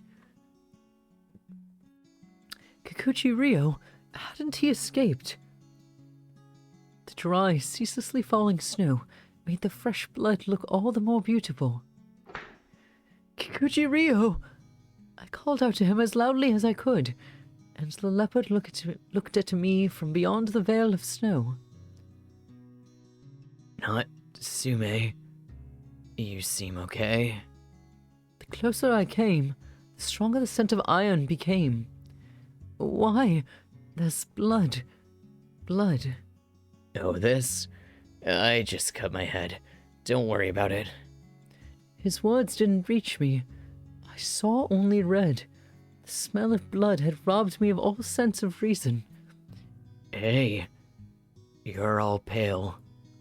I was overcome by regret. It's my fault. He has a fucking Sprite with all the blood on it. You only came back because of me. You could have avoided them if I hadn't been here. Natsume, that's... I said I would protect you. But look at me now. After all you've done for me, I'm still just... My voice rang out in the dry air. Meanwhile, the snow had yet to show any sign of letting up. 2 injured men, both covered in blood, were just standing in place, doing nothing. I wanted to change. There was no point in having the body of an adult if you still retained the soul of a child. I wanted to close the gap between me and my body, even if only by a little bit. I wanted to become the kind of 23-year-old adult who could protect him. I woke up feeling different than normal. I wasn't sure if it was caused by the wounds, but my consciousness felt strangely clear. I keep thinking spacebar is going to make it go to the next one, but it does not. Anyway. Hey. Haven't seen you in a day. Are your wounds all right? Natsume. Sorry I couldn't contact you. Anyway, let's go. All right. Kikuchi Ryo stopped in place, making me tilt my head in confusion. It's nothing. Did you go to school with that wound? It's fine. I sterilized it. The huffy look in his eyes made me feel like I was the only one taking this seriously. There was no way sterilizing it was enough. I had to... I think he'd rather like it if I just treated myself. I feel like he'd get upset if I took him to the hospital. I'll treat you myself. I pulled out some bandages from my shopping bag. I'd brought them as replacements, but if he had none to begin with, he needed them right away. I made Kikuchi Ryo sit on a nearby bench, then kneeled before him and spread out the bandage. Keep still. He seemed discontent, but didn't actually try to stop me from treating him. Here, do. You're making such a big deal out of it. Well, I'm not going to let these bandages get recycled into next year's Halloween props. They should be used as intended. It's what's best for both me and the bandages. They have feelings, you know. Smiling at his awkward expression, I made him roll up his sleeve. He had an astonishing amount of scars covering his body. Hurry up. Huh? Oh, right. No everyday high schooler student had this many wounds. What kind of life was he leading? He hated violence, but was completely surrounded by it. He kept going for his sister's sake, though, even if no one understood him. That tickles. Aw, cute. Cute. Bear with it. What a strong, proud, and lonely person. Once I was done treating all the wounds that stood out, I could feel the temperature within me drop. Natsume? Here, I bandaged your wound. You can go now. But you... The young man was as sharp as you'd expect. He noticed. I'm all right. As if. Look at how lanky you are. Let's split up then. That'll make them split up too. He probably believed they would target him. Come on, Midori's waiting for you. It was why I urged his line of thinking. Make some good food for her. Sounds like I'm going to die. I mean, Natsume, not me. I have such a hard time not calling myself the main character.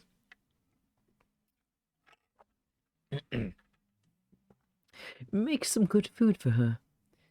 You'd better show up tomorrow.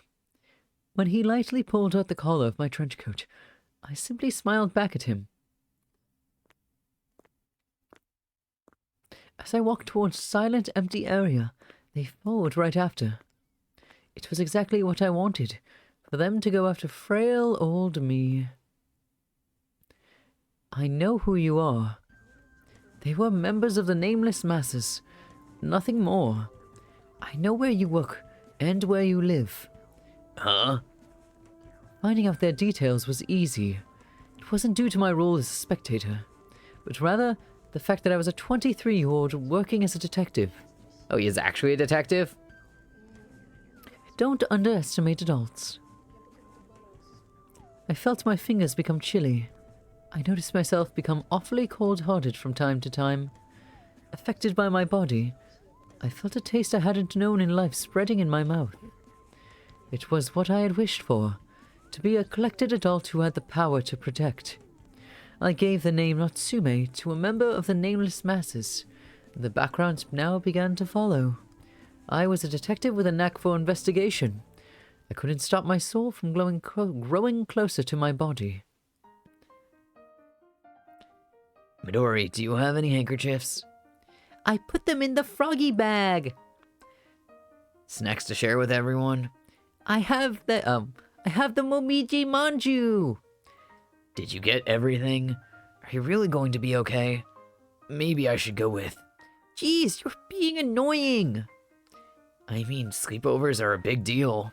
It'll be fine. Can you sleep alone? Call me if you feel lonely. Is this the right address? Come on, I said it'll be fine. I'm going. Stay safe. And remember to greet the parents.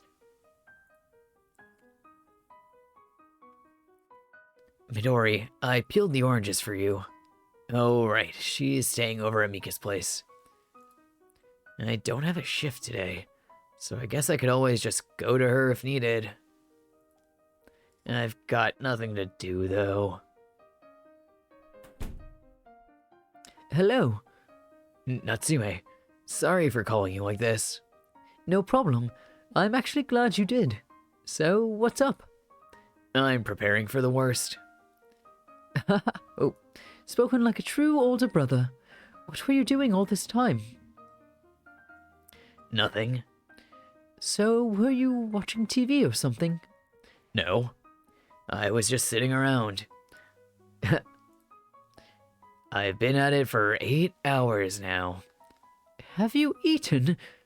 Skipping food for a day isn't a big deal. He, like, treats his sister and cooks all these elaborate things for his sister, but then doesn't eat himself. Sir, you gotta treat yourself good if you wanna feel good and then treat others better. Yes, it is. Aren't you hungry? I could even skip 3 days if I really wanted to. Are you fasting? Is this a religious thing? You're still in your growth spurt, so why? I don't like eating. Grosses me out to have something enter me. That sounds sexual. I bought some strawberry donuts, though. His eyes. That's different. I cracked a smile as Kikuchi Ryo's eyes lit up. I'll cook some food for you. He looked at me with his cheeks full of donut. I'm quite the cook, you know. I'll whip up something so good it'll make you forget you ever had a fear of food. Kikuchi made a face like he just swallowed something bitter. How rude. Ugh, just watch me. There, done. Chicken ballotine with seasonal veggies, and salmon and fruits and papilote. Same, Rio. Pappy, what? I was about to repeat myself, but he stopped me. You're gonna charge me for this, aren't you? I'm not touching it then. Do I look like some shady scam artist to you? Well, fine. Guess I'll try it.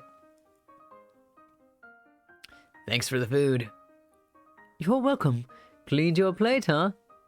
Well, you went and made it for me, so, you know. And did you like it? Yeah. You did? I'm so glad. I can make more for you some other time if you want. Sure. That'd be nice. Kikuchi Ryo, after this I'm home! The pleasant mood vanished in an instant. I could tell that the voice had sent a chill down Kikuchi Ryo's spine. His eyes opened wide. You have to leave. Now. Huh? I brought your shoes here. What? Wait, shouldn't I leave through the front door? Go this way. He pointed at the window. Are you serious? Rio, you home? Just go already. Looking visibly panicked, he ended up basically pushing me out through the window. Hey, Kikuchi Ryo! Before I could finish, the window had closed. His mother had come home, and he knew I wanted to say something to her. Geez, he didn't have to throw me out in the cold like that. I hope they were on the first floor, or Natsume just, like, fell. Bothered by the cold gravel under my socks, I hastily slipped on my shoes. I told you, didn't I? Ugh. I told you to leave Kikuchi Rio alone. Come on, dude, you're being unreasonable. Unreasonable. Is this supposed to be the same guy? Okay, he gets a different voice every time. Look who's talking. I'm merely acting in self-defense. Well, Natsume's going crazy. After putting away my mace and police-grade stun gun, I left the back alley. Hey, Kikuchi Rio, how are things today? Gloves. Your gloves are dirty. Oh, you're right. They are. I didn't notice. What were you doing before you came here? Who knows? I'm not sure myself. You're just dodging the question. I made a grin and acted like it was nothing. I feel like every person he helps, he kind of like takes on part of their personality, like Natsume does. I guess. I mean, I didn't notice it so much with what's his face, whose name I never remember, but Takumi. Yeah, I didn't notice it so much with Takumi, but I definitely noticed it with Marichika and like here with what? Oh my God, Rio. Like he picks up their traits and kind of starts doing what they do, like the bad things. I get kind of. I made a grin and acted like it was nothing. By the way, there's a new cake place in town. I'm sure Midori would love it too. Are your hands hurt? Let me treat. No Yuzuya need. Said. Yeah, he does. He's just getting slowly more fucked up. Natsume. I didn't care what happened to my body. There's only one thing I wanted to protect. Like it's like he's like how Rio is protecting his sister, or doing everything to protect his sister. Now Natsume is doing everything to protect Rio. It's like, I don't care if I die, as long as Rio's fine. As long as you're happy, it's all good. I felt a red, dense cloud gather behind me. Stop following me. Huh? Stop waiting for me outside school. Stop walking after me. Why? You reek of blood.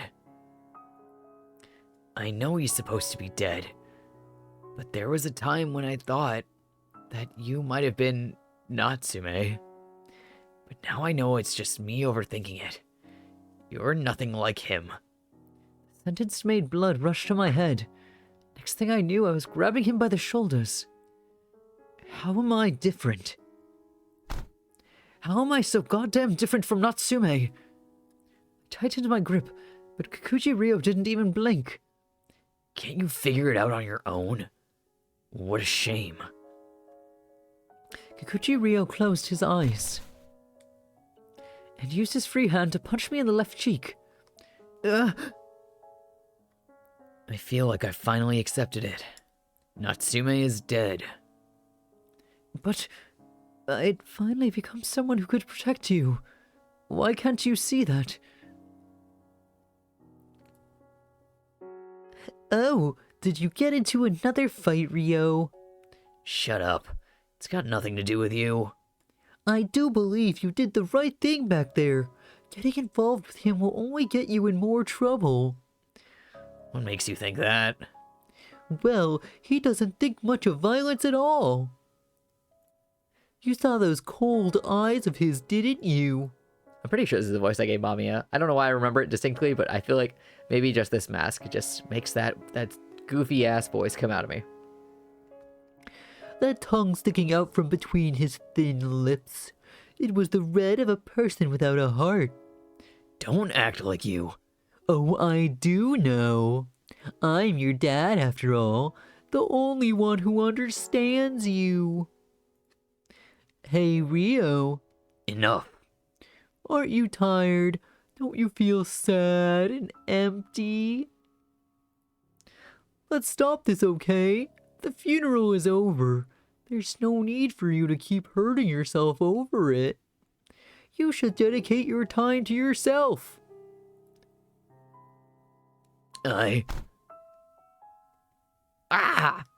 Kikuchi, you...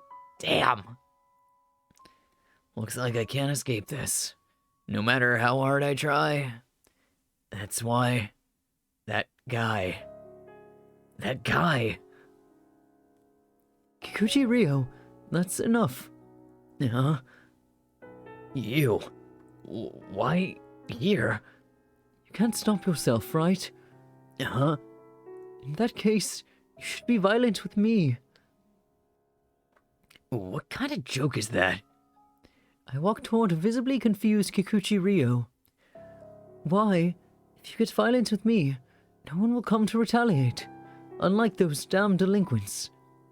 I crossed the earth-colored bodies. Wait, what does that mean? What does an earth-colored body mean?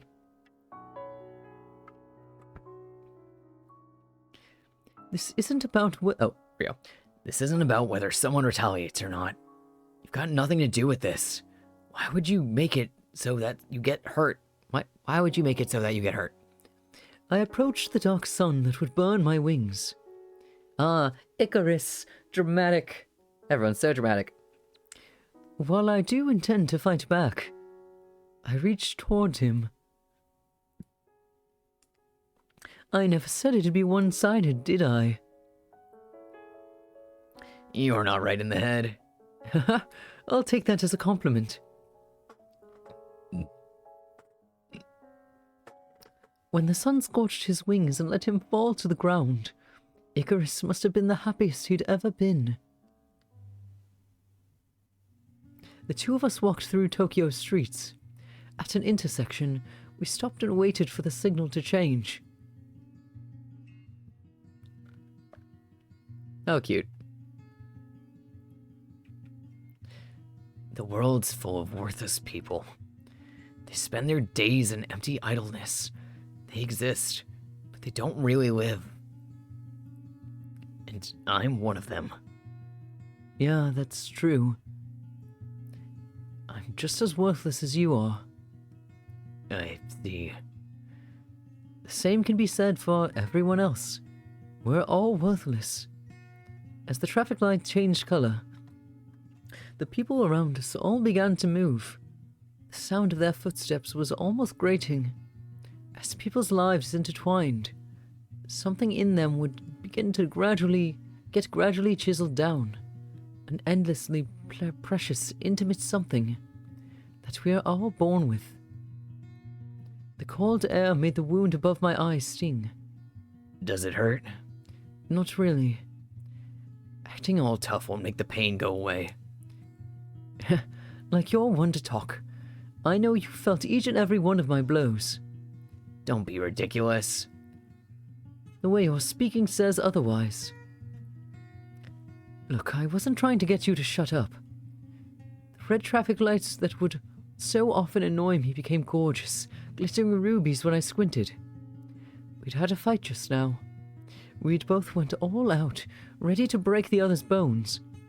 Banishing all but the faintest trace of common sense from our minds, we kept on pummeling each other until we both started spitting blood. I couldn't even tell if the pain in my palm was from him punching me, or from the impact of me hitting him. The pain Kikuchi Ryo gave me, and the pain I gave Kikuchi Ryo, they all melted into one within me. Oh. Haha. Man, this hurts like hell. Same here. The white breaths of air we exhaled dispersed between the high-rise buildings. I gently looked at Kikuchi Ryo's smiling face. In those eyes of his, I saw the ferocity we were all born with, something that's been with us for millennia. Midori. Hello. When I called out to her, Midori quickly hid behind her brother. Oh, did I scare you? Don't worry. She's always like this. She acted differently the last time we met, though. I suppose time and place do matter. Oh. There was more in her startled glance than just the fear of strangers, and it made me feel a little uncomfortable. Here. Oh, right.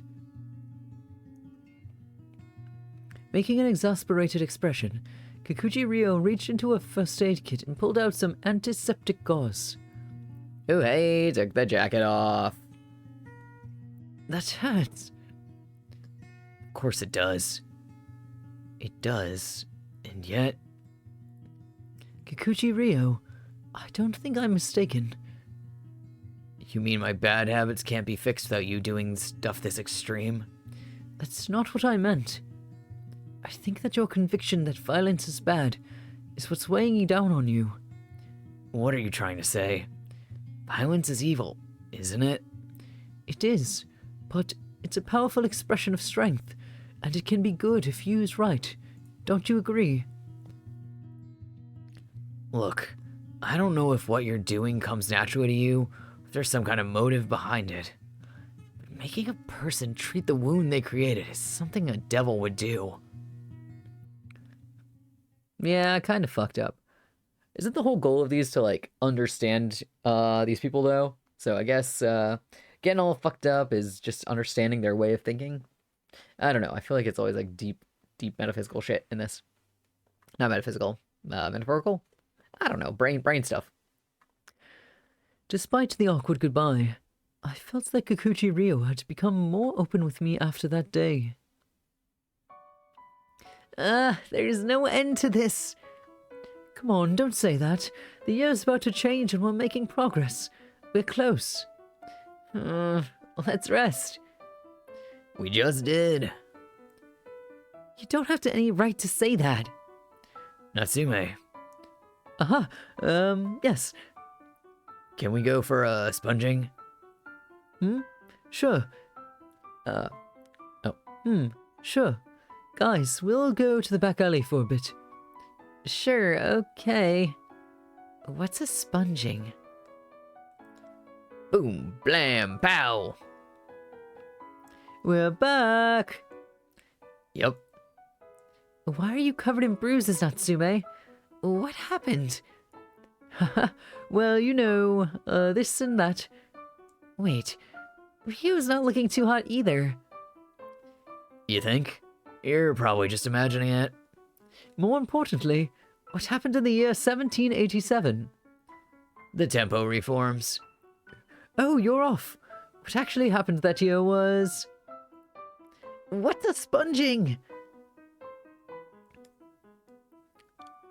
I don't like being the only one doing the punching. Build some mass. Huh? He's saying get jacked.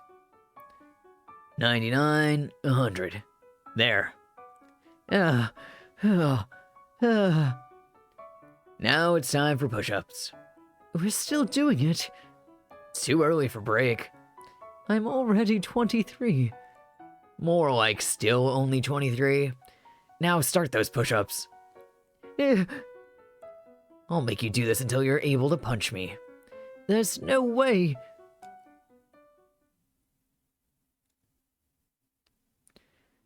Whew. He was so snotty and pitiful. My face is all relaxed. Wonder if the sponging is working on me too. Rio, Ugh. are you back? Yeah. Come over here for a bit. Oh. More blood. Why? Rio, Mamiya. your mother punched you and now you're bleeding. How sad. It's fine. You have me. Even if everyone else in the world mistreats you, you'll always have me, your dad. Mamiya. Relax. It's okay. I'll stay by your side, just like you wanted me to.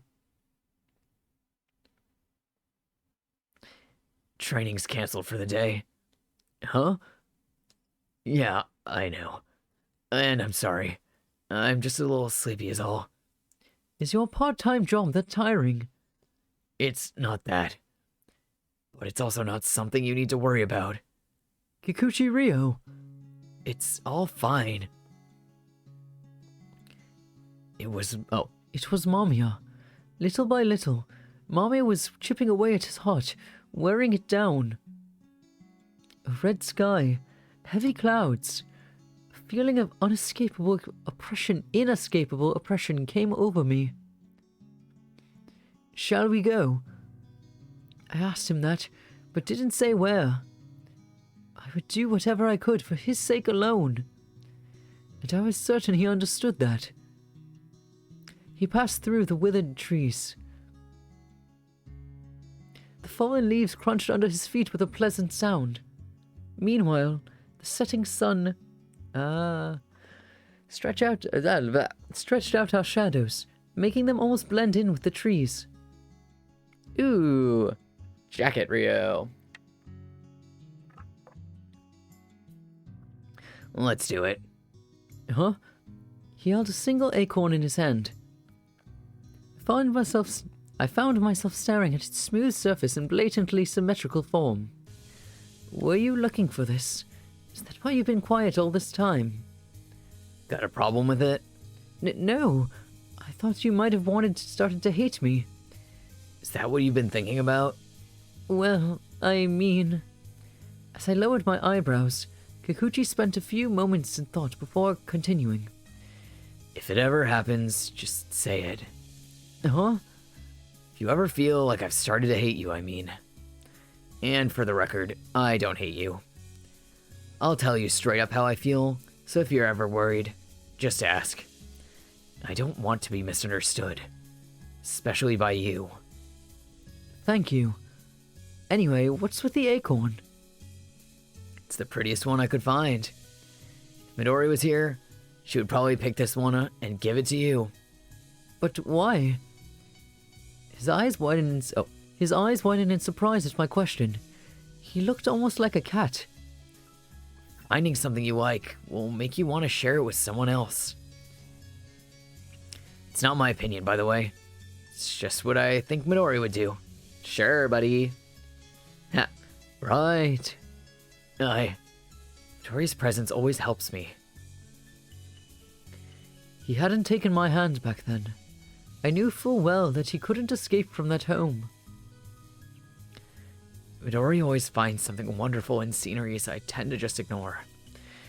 Including the ones in our gray, monotonous lives.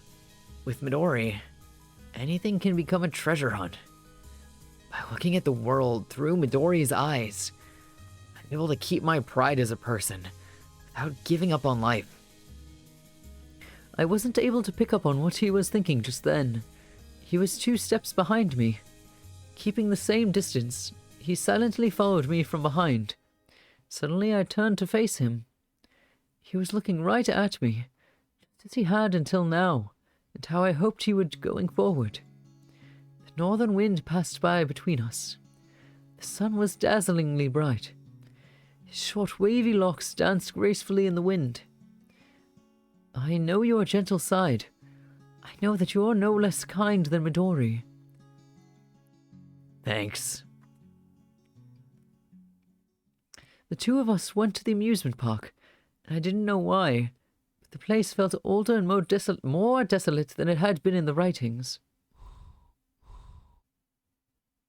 I'll say let's take it easy. I feel like if you say you don't have to be an older brother today, that sounds like fucked up, because he's gonna be like, I'm always an older brother. You can't turn it off. Give me a second, I need to stretch. I feel like I need a new mic, or a new mic stand. I'm so hunched over mine. There we go, let's take it easy. Let's take it easy. Your childhood isn't over yet. You don't have to rush to become an adult. Let's walk around and enjoy the place. We went on this age-spinning cup attraction. Ooh, I would barf. Oh my god. So much burping. We went on the age-spinning cup attraction. It wasn't spinning fast by any means. You could say it was just moving, and nothing more. Even so, Kikuchi Rio was very excited. Whew, it's kinda hot. I'll go buy a drink, so you just take a break here. Alright. Left alone, I walked around the old amusement park. Taking off my coat allowed the winter cold to seep into my body. There's no one else here. It seemed a bit more lively when I saw it in writing. Oh, a balloon. I started following it with my eyes. There was no way of knowing where a balloon would end up after it had been let go. It would simply vanish into the distant sky. Who is talking right now? Hey, it's Mamiya. Yet you let go of Rio's... Oh, yeah, you let go of Rio's hand. Yeah, it totally was Mamiya. The voice behind me sent a chill down my spine. A fierce gust of wind swept by, and among the dancing balloons, I saw a familiar figure. A yellow sky, a faintly Flea golden Buster hue. Said, "Oh, Mamiya is back." Yeah, Flea! We're back with Mamiya! This shit be wild. I'm still on that, like, second section of, stories. Gizia said, "Hi, Flea." But, so this is the 3rd out of 4. I'm gonna try to hit the last ones today. Like, keep streaming until we end it. Unless my voice cuts out, but then I'll still be streaming, just like vocal Flea fry Buster version. Said, "Hi. But welcome, I hope you're having a good day, or had a good day. I don't know your time zone, but, you know, we chillin', doing some wild voice acting as always. I say, the later it gets, the more delusional sounding the side characters end up with their crazy voices. A faintly golden hue. A deserted amusement park. Youth brimming with desire. Welcome to my domain. I feel like I'm doing, like, a bit, like a voice, but I don't know what. Like, I feel like I'm doing an impression of something, but I don't know. Maybe, like, vaguely Winnie the Pooh? Mamiya! An amusement park? How very thoughtful of you. It is, after all, a place filled with the dreams of children. A space seemingly cut off from the rest of the world. It is what Rio truly wants. And only I can grant him what he desires. You're wrong. The only thing you can grant him is death. And that's not what he wants. Oh? And what do you really know about him? Dude, switching between these two voices is giving me whiplash. Oh my gosh. If I had to do between this Mamiya and Marichka, I would die, but it's fine.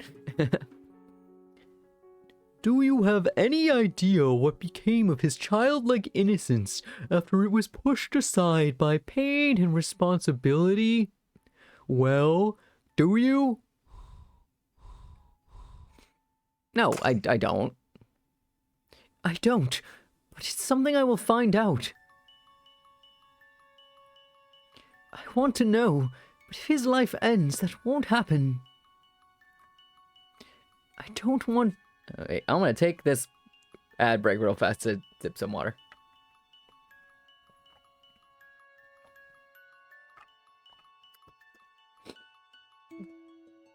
"36 seconds left. Ad. My eyes are a little burny, and I still need to get allergy medicine. I haven't done that yet, but it's fine. Yeah. Ooh, posture check. Thank you so much for the posture check redeem, Gizia. I'm gonna take off my sweater too. It's super hot suddenly in my room. Ow. It's so hot in here. So take off all your clothes. Get my clothes on. Thank you for the posture check redeem. I also took my sweater off because it was, I don't know, getting heated. I don't want everything to end without me knowing anything about him. So, what do you think it is that he actually wants? I don't know what a longing is. I'd say a future. I'm gonna save just in case. I can trash this one. I don't even know what this one is. I'm gonna say, yeah, a future. What he needs is a future. People can come together even if they're not family or share no common memories. Well, I get that it can be difficult to live with someone who's led a different life and holds different values. Because of that, it's easier for people to talk to their own fantasies, After all, they give the answers they want to hear, just like you. And isn't that just fine? What are you denying? The thing is, even with all its pain and hardships, Ooh. I haven't seen one of these before. I still believe that forming connections with other people is something to be cherished. If you were all alone in this world, you wouldn't have anyone to share your joys or worries with. Said, beautiful. Oh yeah, seriously. This is like background, like screensaver shit. You'd just end up getting crushed under the weight of your own emotions. The road may be fraught with obstacles, but I do think we must try to live. Sorry, I got distracted by my own Stream Elements message. But I do think we must try to live side by side with our fellow men. That's how people born in this world are meant to live. I see. I get exactly what you're trying to say. What you mean is that you want to change Rio, don't you? I feel like I fucked up. Whoop. I think I fucked up. The question seemed to echo from the depths of hell itself. Oh man, I definitely fucked up. Shit. That's bad. Yes, I want to change him. I didn't know the face of this rabbit child. However, he had an aura of someone who'd given up on it all. He was looking straight at me. It was the look of someone staring at a being akin to a balloon, something full of emptiness. I see. We may eventually become nothing more than memories. We cannot betray those who need us. When they seek us out, we want to show them kindness. It's to make up for all the suffering they've had to endure at the hands of those who possess physical bodies. If only I had my own body, I could make them so much happier. Excuse me, we missed the final bus for the day, and... Not to worry, sir. We do have free rooms available. I'll be happy to show you one. What the what? In what world does a theme park have a free room? In the end, we decided to spend the night at a lodging house near the amusement park. Fortunately, there were free rooms, and we were taken to one of them, which admittedly was a bit too large for just the two of us. I still feel like I messed up. As I excitedly scanned the room, the young man was sniffing around like a cat. Oh, no, it's just a bit of a habit. Okay. Good night, then. Yeah, good night. I suddenly woke up.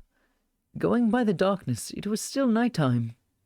Needing to go to the bathroom, I went to the sliding door and... Wait, what are you doing? Found Kikuchi Rio standing outside. I'm standing guard. You just couldn't sleep, could you? The smell of this place is new to me. I can't sleep if I don't know the smell of a room. And since I couldn't sleep, I figured I might as well make myself useful. You paid for this place, and then I went and wasted it.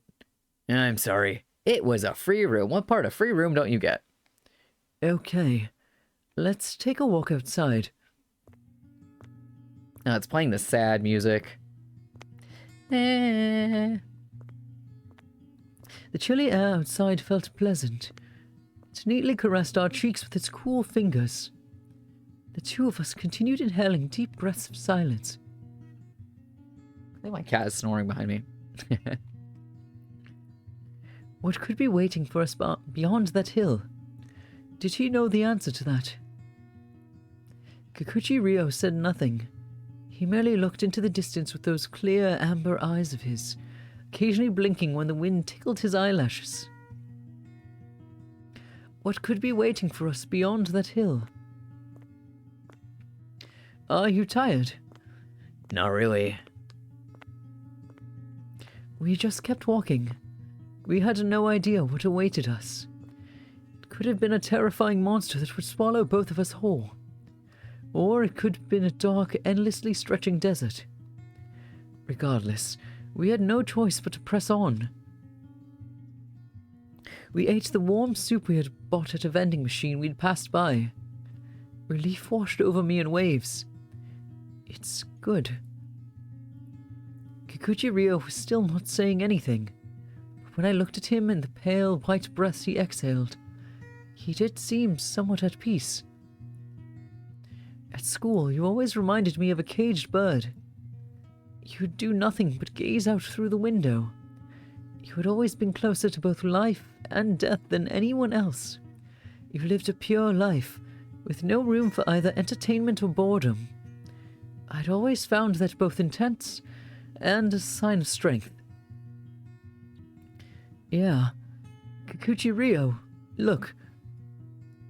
A star shone bright up in the sky, almost as if to compete with the dark clouds. Aww. Oh man, yeah, Rio looks fucked up every time.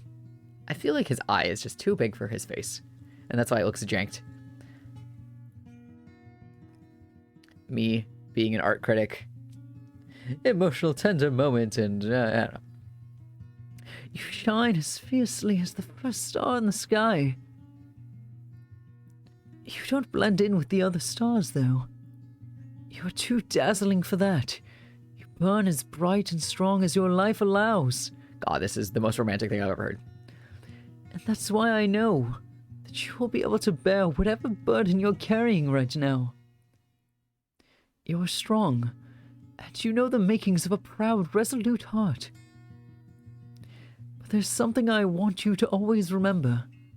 You're never alone. It might be difficult for you to say it to someone like me, though. Especially considering the ideals you hold yourself to. But mankind is more fragile than anyone realizes. If you feel like you're about to buckle under the pressure, share your pain with someone else. Let them in. They won't be bothered. So have the courage to rely on others. It might make you feel awkward or sorry, but there's no reason to worry. People are more accepting than you think. And why is it so bad if they're not? Your moments of weakness, as well as your uglier sides, they're just as much a part of you as your strength or tenacity. They all make up who you are. So don't let your ideals crush you. And when you open up about your pain to someone else, make sure to accept their sadness when they share their grief with you. It might not happen right then and there, but sometime later down the road, and you might feel a little awkward about it. But don't forget your own pain. Treasure yourself and those around you.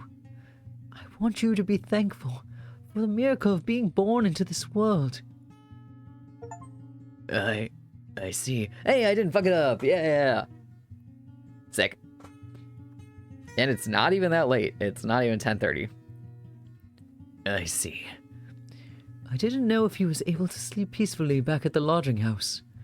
Gizia said, "Yup, congratulations." I mean, when you tell someone, yes, I do want you to change who you are. You're a bad person. Be different. I feel like that would have been a bad thing. I don't know. It sounds bad. Even so, as I waited for the morning sun, I hoped that he was at least a little bit at ease. Sadly, the path leading home from the lodging house was darkened by cloudy skies. Gizia said, "I mean Natsum isn't brilliant." That's true. I mean, he just gave that, like, super motivational speech. Like, sir, you have a career as a speaker? Or maybe a therapist, kind of. I don't know. Maybe not a good therapist, but maybe a, like, phone therapist. Like a 1-800 number. Here, What is this? a balloon, as you can clearly see. I'll take it. Oh? What? Surprised by how honest you're being. I've always wanted one. I knew it would get in the way. But I've always wanted to grab a balloon on my way from the amusement park. That's so cute. Rio? I'm simply where your happiness is. All I wanted was to be your dad. That sure is a line. I just want to be your dad. Have a balloon. It's a little something to protect you on your way back home.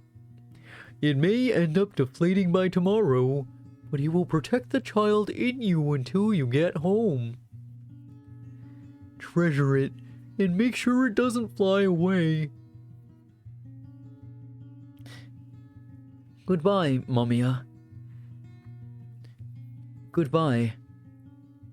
Kikuchi Rio didn't turn around.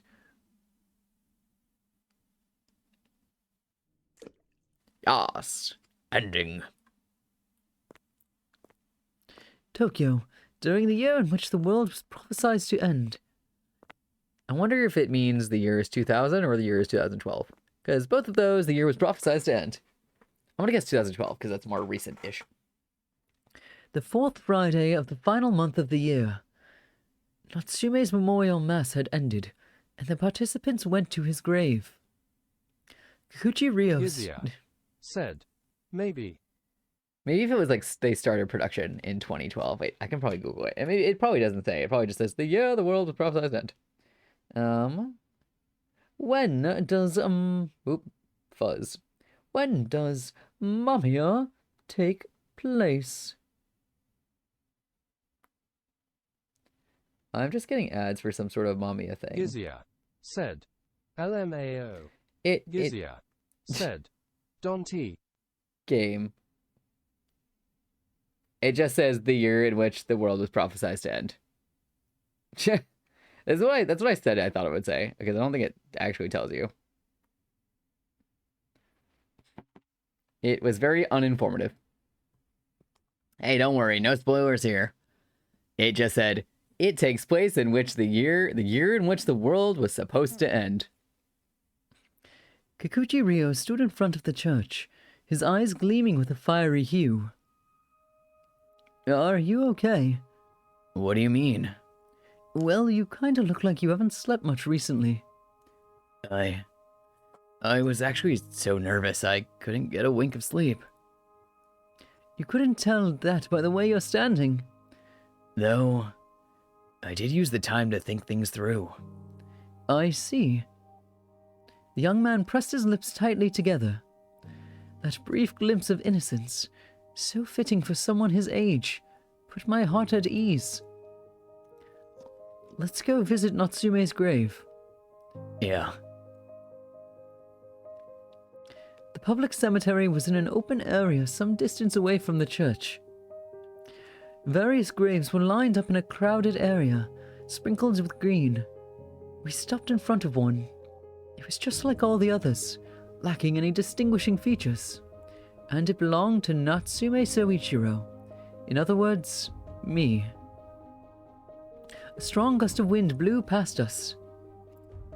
Even so, Kikuchi Rio stood tall and resolute before the grave, showing no hint of fear.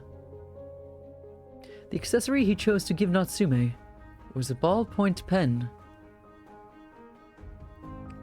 Is this a ballpoint pen? Yeah. I hadn't expected him to choose something like that, but I did my best to hide my surprise. Natsume won't lend me once. Oh my god, I'm so tongue fumbly. Natsume once lent me his ballpoint pen. We sat close, so I happened to borrow it, and in the end, he told me to just keep the thing. At first, I thought I'd give it back to him, back the same one he'd lent me, but then I realized something. In accepting the pen, it essentially became mine. So giving it back would have been like rejecting his kindness, in a way. But why a ballpoint pen at all? Well, Natsume's always come off to me as the scholarly type. I used to consider school to be a waste of time. I just didn't think I'd need to in my life. But if I wasn't a student, and if Natsume hadn't picked the same school as me, we would have never met. As much as I hated how suffocating that school was, I figured I should treasure it for his sake. His pen may not be much compared to the one he used, but I just think the things might have been different if I could return the kindness he did.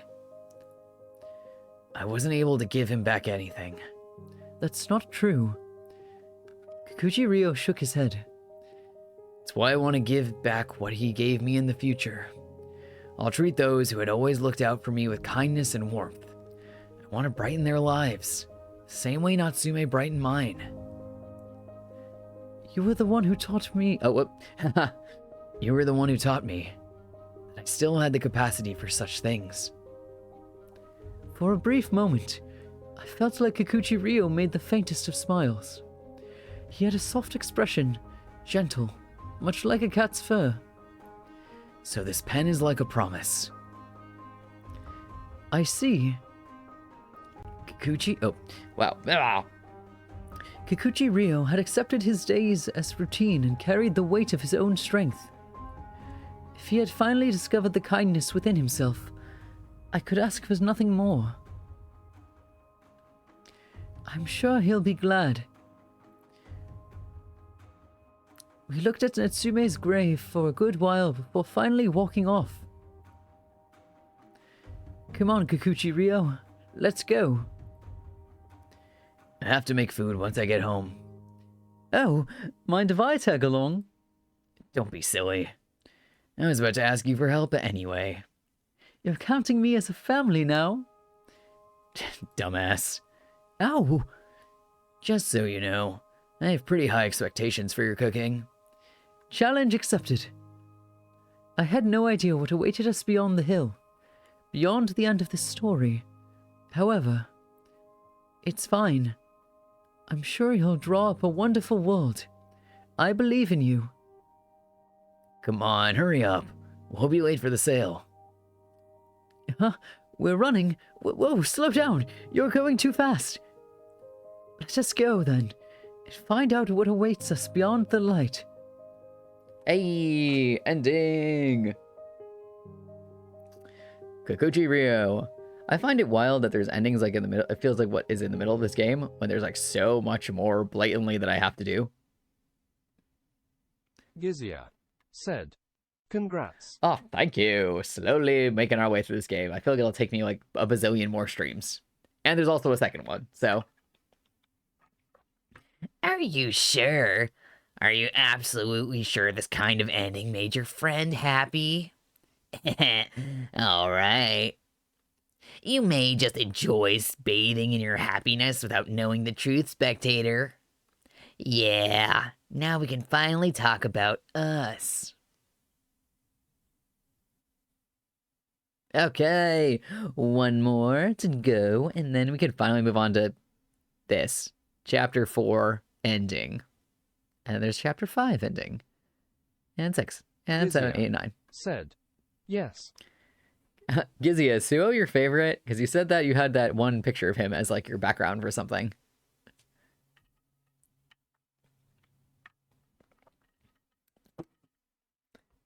Okay. Last one. Gizia said, I do like him a lot. I get that. I mean, I feel like he's probably my least favorite of the main 4. I think Minato is my favorite. Gizia said, Natsume is my favorite though, so I am pretty happy when he is on screen. I mean, he's always on screen. He's the main character. I chose to observe Suo Kato. Thus, I began looking around for him, eventually finding myself in an alley. Then I then noticed a shadow longer than mine on the ground and turned around. Suo, what is it? There was something I wanted to ask you, so I went ahead and followed you. Well, wasn't that adorable? What did he want, though? Sure, ask away. I want to know more about you. How did you get to know Natsume? What was your relationship like? What kind of person was he in your eyes?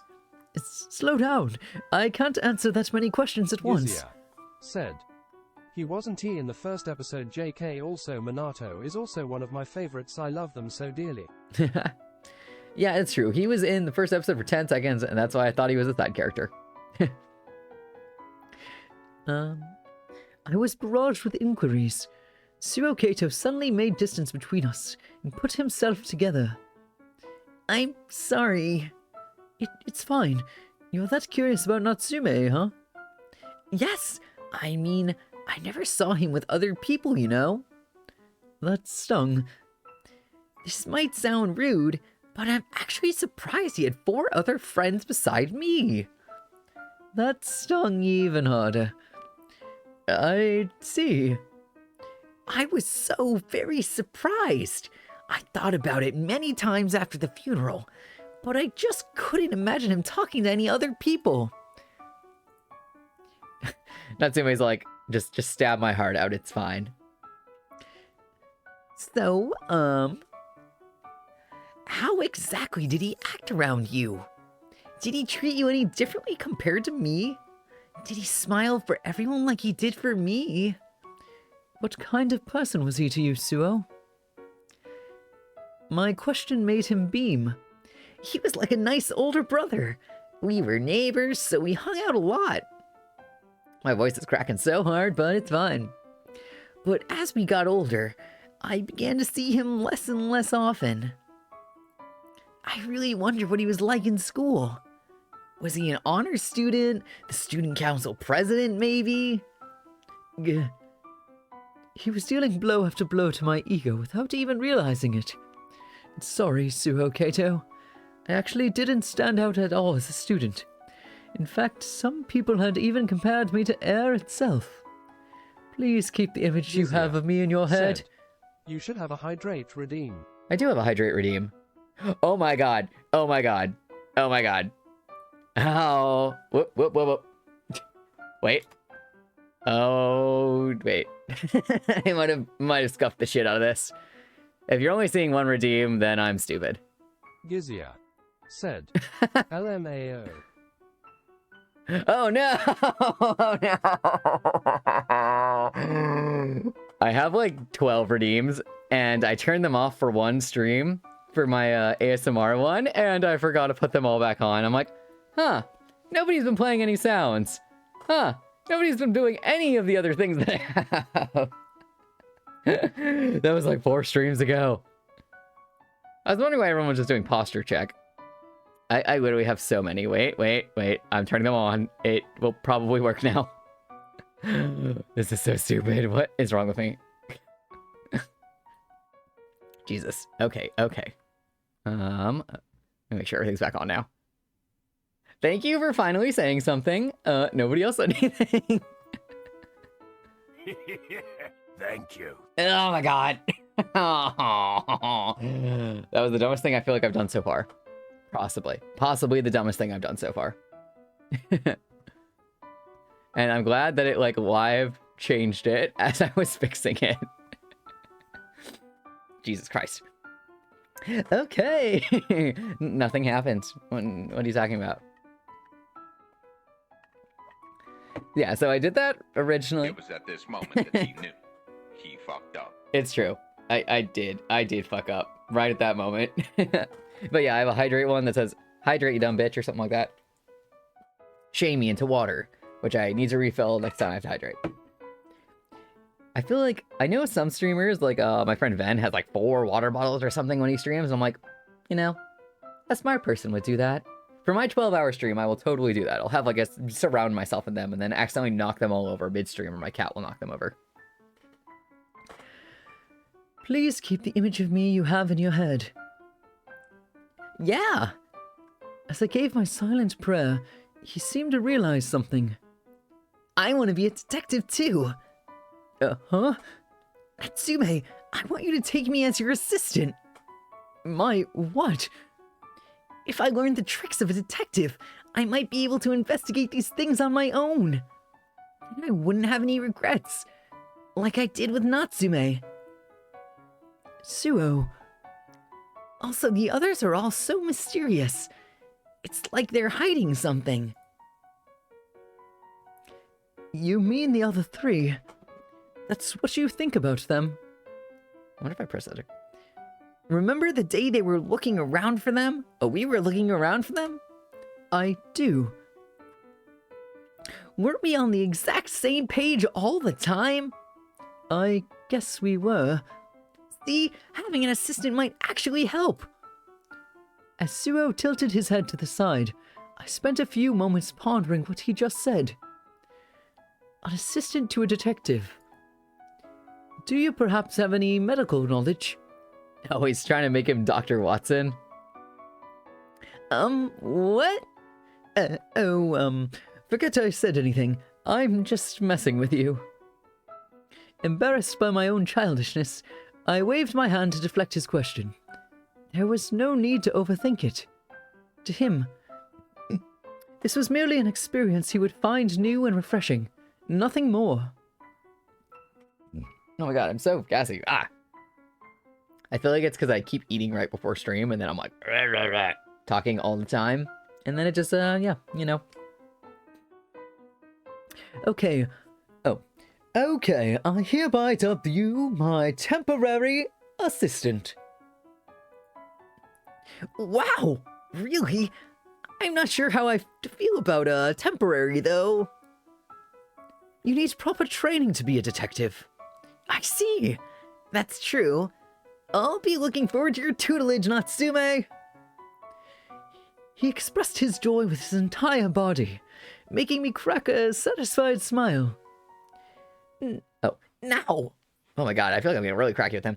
Now, first of all, when's our next case? That's not up to the detective to decide. The two of us agreed to meet before next Friday. Our meeting location was the nearby cafe. It's almost time. I looked around. There was no way I could miss someone with the height and vibrant hair. Ah, casual clothes. A tall youth approached me while hiding behind every electric pole. Oh, is he practicing his detective skills? That's cute. I'm gonna refill my water while this ad goes. BRB. You're right. I'll switch it to the be right back screen.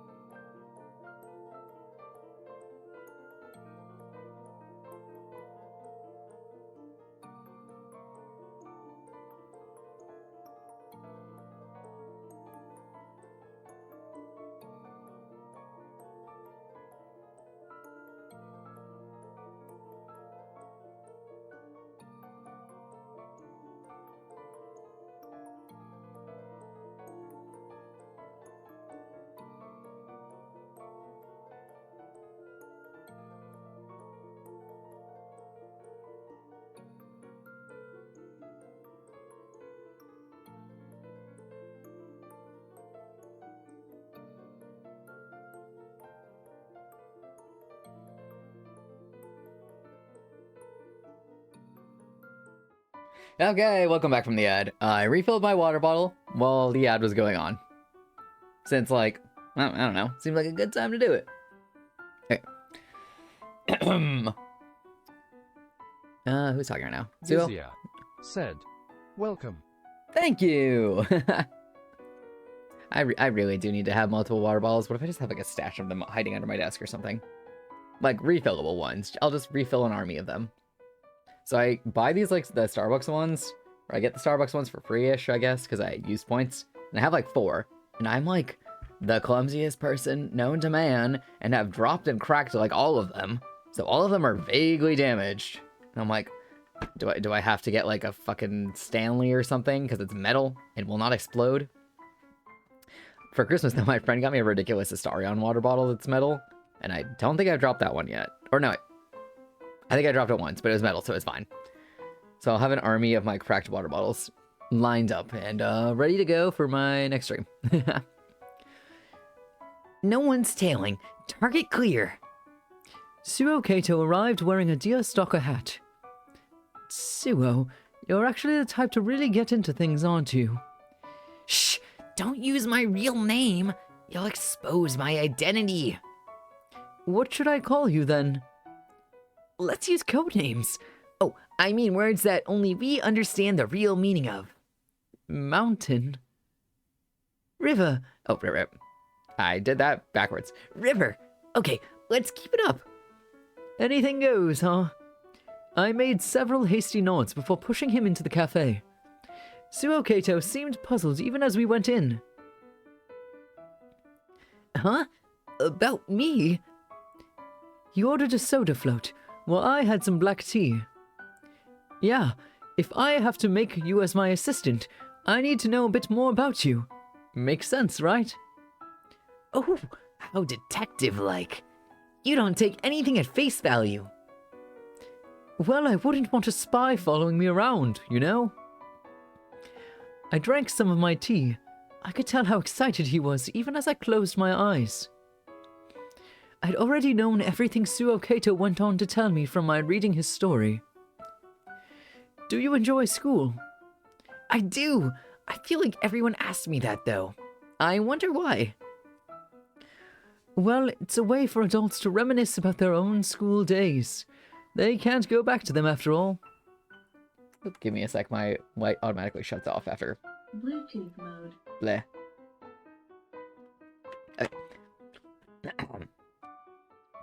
Can't they just attend some university, though? That's not how it works. Really?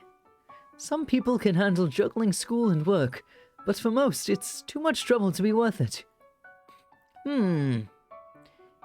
He drank his soda float, seemingly not fully understanding my answer. I see. Adults have to make their own money, huh? The ice cream had melted to perfection. I scooped some up with my metal spoon. Exactly. Adults are responsible for their own lives.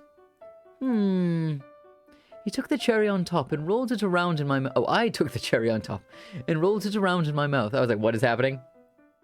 Making out already? The light filtering in through the window cast a pleasant haze over me. It was like a cloud of aqua cotton candy was floating around, and it made me feel like I was in a picture book. All right, time to investigate. Wait up, Suo Kato. Once we'd arrived in town, Suo Kato began zigzagging between a variety of places. I had a hard time keeping up. He asked the people around various questions, only to move everywhere when he had enough. A student doing club activities and an adult detective. The difference in our physique couldn't have been more obvious. Slow down, Suo Kato. Natsume, this feels so good. He only came down when we reached the riverside. The area was open and the sky above was vast beyond words. And although the wind had picked up a bit, it was pleasant all the same. I sat down on a nearby bench and watched as Suo Kato let the vastness of the sky embrace him. What about the investigation? Have you already had enough? Yeah, whatever. Anyway, look, it's a balloon. Whatever. Apparently, he'd grown tired of playing detective. He was too busy chasing a yellow orb floating in the sky. Seeing him like that, I couldn't help but chuckle to myself. Well, luckily it's you I'm investigating, Suo. I felt like I was reliving one of my old summer vacations. It warmed my heart. When the sun had begun to set, Suo Kato and I were looking at the sky side by side. Every single day since Natsume's funeral had been strange. I met people I hadn't even passed on the street. We talked every week. It all feels so new and unexpected, but in a good way. I can definitely tell that my life's taken a different course. He flashed the kind of grin that could get a smile out of anyone. You're an adult, but you don't seem like one. Same with Morichika. I actually quite like the group you've made. You're adults, but you're still so full of life. I feel offended at this, that he says adults are not full of life. He looked at me with a gaze full of yearning and excitement. It made me feel a little awkward. At the same time, though, he was so dazzling that I found myself wanting to live up to his expectations. The world is replete with wonderful things to discover, even after you become an adult. More freedom than you have now, many more experiences to enjoy. That was just a guess. I'd only lived until my high school years. Even so, in my current state, I appeared as a full-grown adult to him. I spoke as though trying to remember within my body. You too will become an adult one day. That's true. I'll be an adult. The wind had yet to die down. His summery locks danced in the breeze, covering up a part of his face. New things to enjoy. I can't wait. His joyful response filled me with relief. Natsume, A gust of wind passed us. can we meet again? Yeah, of course.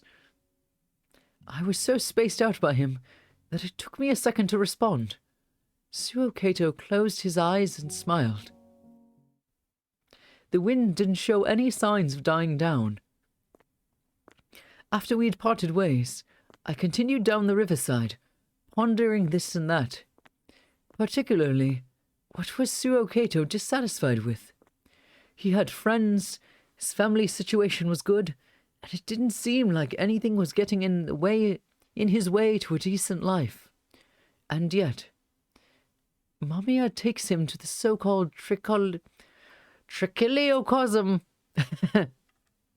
I recalled his final moments at the pale, fantastical sea.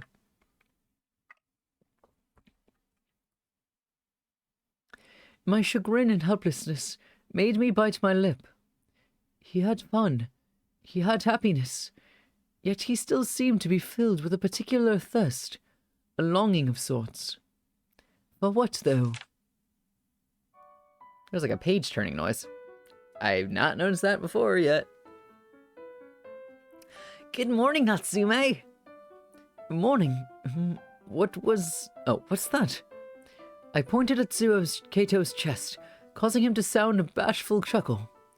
The neighborhood children were having a fundraiser at the station, and I always make sure to chip in every time I pass by. There was a simple red feather brooch on his chest. It felt like it had been a while since I last saw one. Said, yeah, the page turning noise is such a great detail.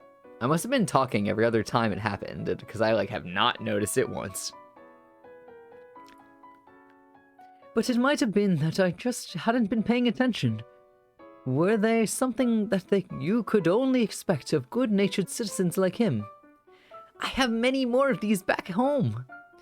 It suits you well. Thanks. The red mark on his chest swayed. He suggested that we investigate the places Natsume used to frequent. It wasn't a big deal. We would just be walking around. We were now waiting for a train. The tall boy behind me waited patiently enough, yet his eyes were positively beaming. I could only hope he would find at least a little joy today. As I looked at him, I noticed something red fall on the tracks. Ah! I heard a young girl yell out. The red thing I'd seen turned out to be a pouch. That's my bag, Grandma. I need to go get it. Hey, don't go down on the tracks. Oh, that was a bad old lady voice. I could do way better. She moved towards the bag, but her grandmother stopped her. The little girl's eyes were filling up with tears, and soon enough the surrounding people began to notice the commotion. The train was only a few minutes away from arriving here. As I considered whether I'd make it down or not, if I went down and got the bag myself, I noticed that Suo Kato was no longer at my side. Excuse me, a girl dropped her bag. He acted quickly. While we were focused on the girl, he found a station worker and told him about the situation. Oh, I'm shocked. I thought he was gonna just jump down there and grab it himself.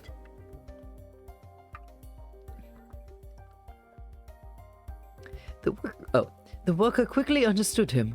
He took out a transceiver, and not long after there was an announcement. There has been an accident. The trains will be stopped until further notice. I feel like they wouldn't actually stop the trains for a bag. I looked in the distance and saw the approaching train grind to a halt. The station worker used a long stick to give the girl's pouch back to her. Here you go. Don't lose it again now. The girl held the pouch close to her chest. It must have meant a lot to her. Suo Kato looked at the little girl with a warm smile. Thank you, mister. I'm just glad it all worked out. The incident was settled, and the trains resumed running. It was a few minutes late, but at least no one was hurt. Oh, come on, I'm gonna be late now. Someone made an audible sigh. Hello? I'm sorry, but my train is late. Something fell on the tracks? Since when is that my fault? Someone quickly went to their phones. Others fidgeted restlessly while looking at their watches. Suo Kato looked around and realized that the act he'd believed in meant nothing to those around him. Oh. It's all my fault. I'm sorry.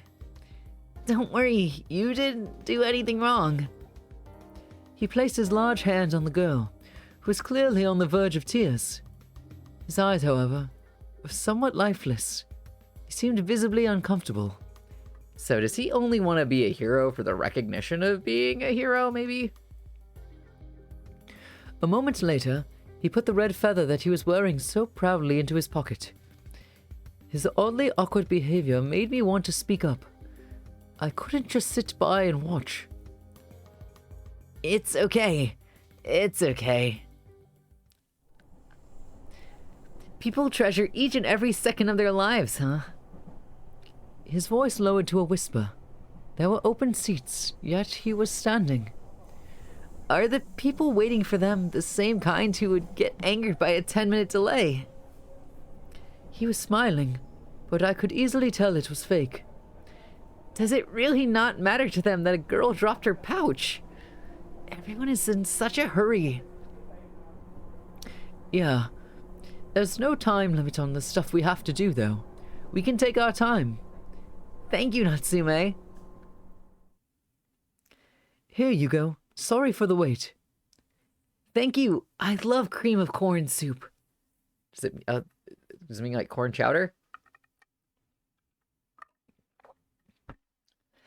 After some walking around, we took a break on the bench by the plaza. In the plaza, oh my god. Suo Kato was holding a can in both hands and drinking from it with a broad smile. I was glad to see that he cheered up. With the lunch break currently underway, there were some office workers walking around. Hello! Pretty cold weather, huh? Suo Kato suddenly addressed one of the workers who was drinking coffee on a nearby bench. Huh? Oh, hello. Yes, it is quite cold. Are you students, by the way? Yes. Well, at least I am. He's not. I see. Are you in a club? I do lacrosse. Lacrosse. I also did it in high school. Really? What was your position? Though the office worker was perplexed at first, they quickly hit it off. The man reminded me of a deer. He had roundish eyes, and you could see dimples every time he smiled. The two were enjoying their time, until... Hey! Suda, what are you doing here? We heard a sudden yell. It came from a middle-aged man in a suit. The deer-like worker called Pseudo became all pale and stood up in a hurry. Sorry, manager. When are you going to grow up? We don't have time for this. The man kept bowing his head while his superior continued chewing him out. The sudden event left us perplexed. We really weren't supposed to be seeing this. I looked away and tried not to stand out too much. Suo Kato, on the other hand, continued watching the man repeatedly bow his head. Once the superior had left to smoke, Pseudo let out a sigh. Suddenly, his eyes met Suo Kato's. The man gasped, then awkwardly looked away. His hands were balled into fists, and I could see his shoulders trembling. Suo Kato tried to stand up, but I stopped him. Let's go. He seemed reluctant to leave, but came with me regardless. When I turned around, I saw Pseudo go after his superior. That sure was a surprise. Suo Kato remained silent. Why would he snap like that in a public place? Even I felt like I was being scolded. I smiled to help him relax, but it didn't seem to be doing much. Why didn't he argue back? Huh? That superior was clearly being unreasonable. I really don't like Suo's, whatever this expression is called, like his dead inside one. So why didn't he stand up for himself? I mean, he looked so frustrated. Suo Kato kept his gaze fixed on a single point as he said that. I recalled the way the suited man was clenching his fist. Well, he was dealing with a superior. There was probably no real point in arguing there.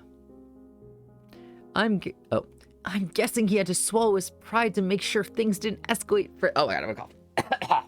God. I had like a tickle. This is getting like more and more scuffed as longer it goes, but it's fine. If any of the characters' voice start degrading, I'm sorry. I'm guessing he did pride to make sure things didn't escalate further and ended as quickly as possible. He seemed to be thinking about something. Is it his job to be yelled at? Huh? Gizia said, DWDW, take care. Drink water, you dehydrated bitch! Thank you.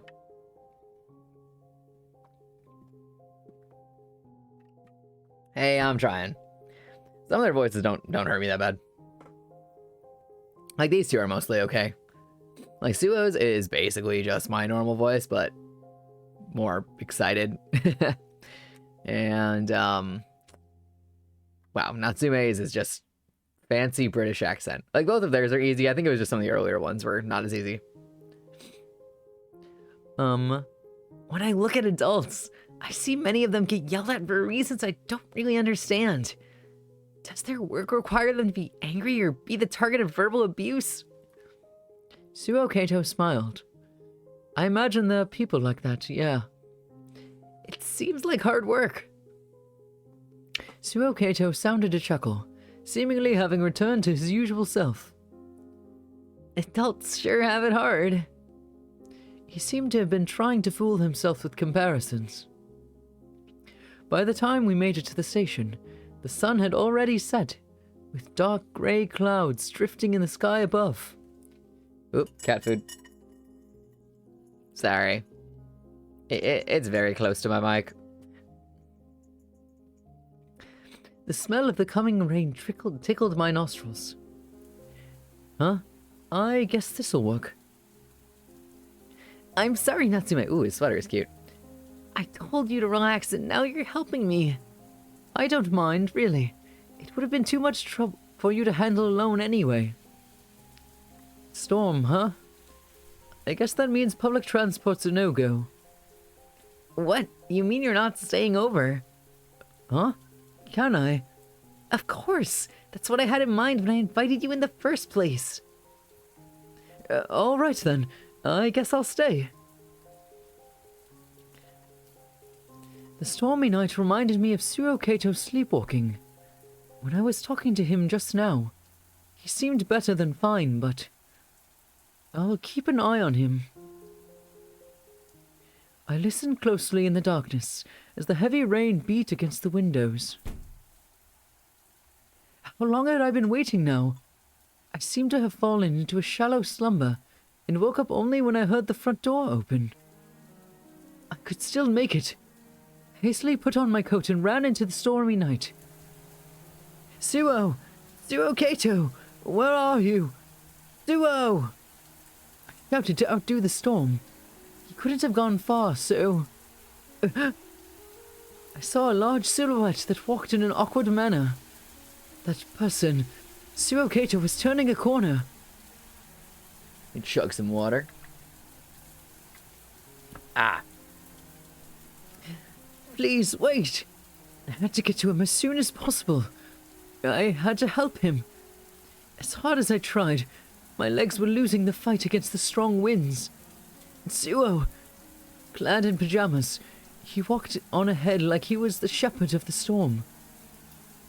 He was right there, but I couldn't catch up to him.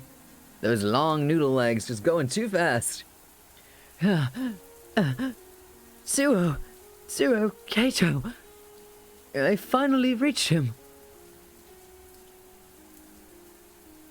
Whoa. He was in the forest, walking barefoot on the grass. He looked up at the sky, as if trying to converse with the moonlight. Within the deep green of nature, everything felt so silent, you'd think we had stumbled into a separate dimension, cut off the rest of the world. The way Suo stood there made it look almost like he could be taken to the moon any second now. The relief of having found him, combined with the strange fear, made me cling to him. Let's go back home, Suo Kato. Come back with me. Within the depths of this endlessly green forest, located far away from the city, the starry sky looked so beautiful it almost hurt. Good morning, Natsume. Did you sleep well last night? Wait, you don't look so good. Are you okay? Suo Kato. I embraced him as hard as I could. What's gotten into you? Did you have a bad dream? Suo Kato. It's okay. I'm here now. Suo Kato wasn't at fault. He was simply fed up with his boring, mundane life and escaped in search of something that could provide him with more stimulation. That was all there is to this boy. Nothing more, nothing less. Why was he walking around in his sleep? The answer to that was simple. He was bored of his daily life. In that case, I just had to give him the extraordinary.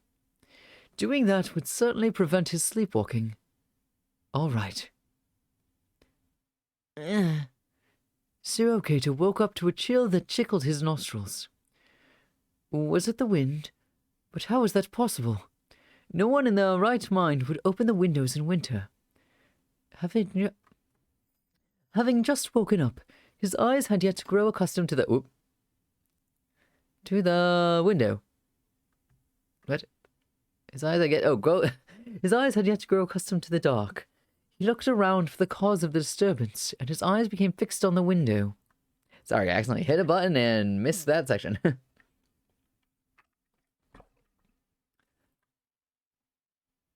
The laces of the pale curtains danced in the cold breeze. The window was open. Moonlight was shining through. It's Natsume doing something stupid. Suo Kato, I came to take you away. It was a clear, crisp night, with the stars shining bright in the sky. I thought you were a prince. This took a lot of effort. I had used the rooftop to go from the guest room to here. That definitely wasn't something a grown man should have done, though. I wasn't exactly in good physical shape, so my sides were actually hurting pretty bad. And worst of all, if I'd been spotted, I'd instantly have been seen as a shady guy. I really felt bad about it. Why had it come to this? Still.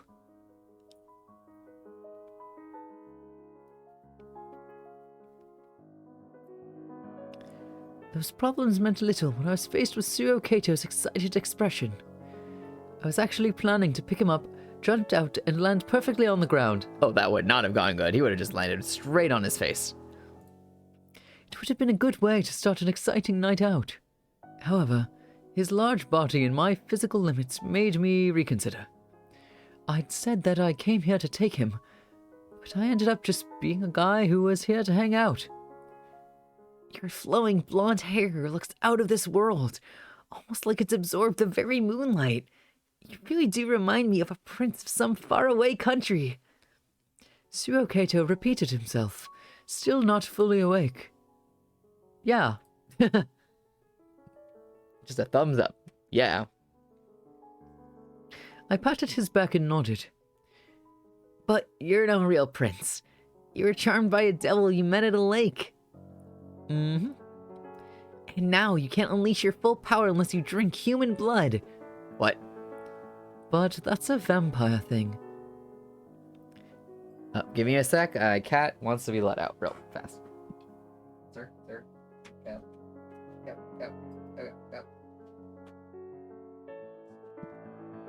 Sorry, he's a little menace.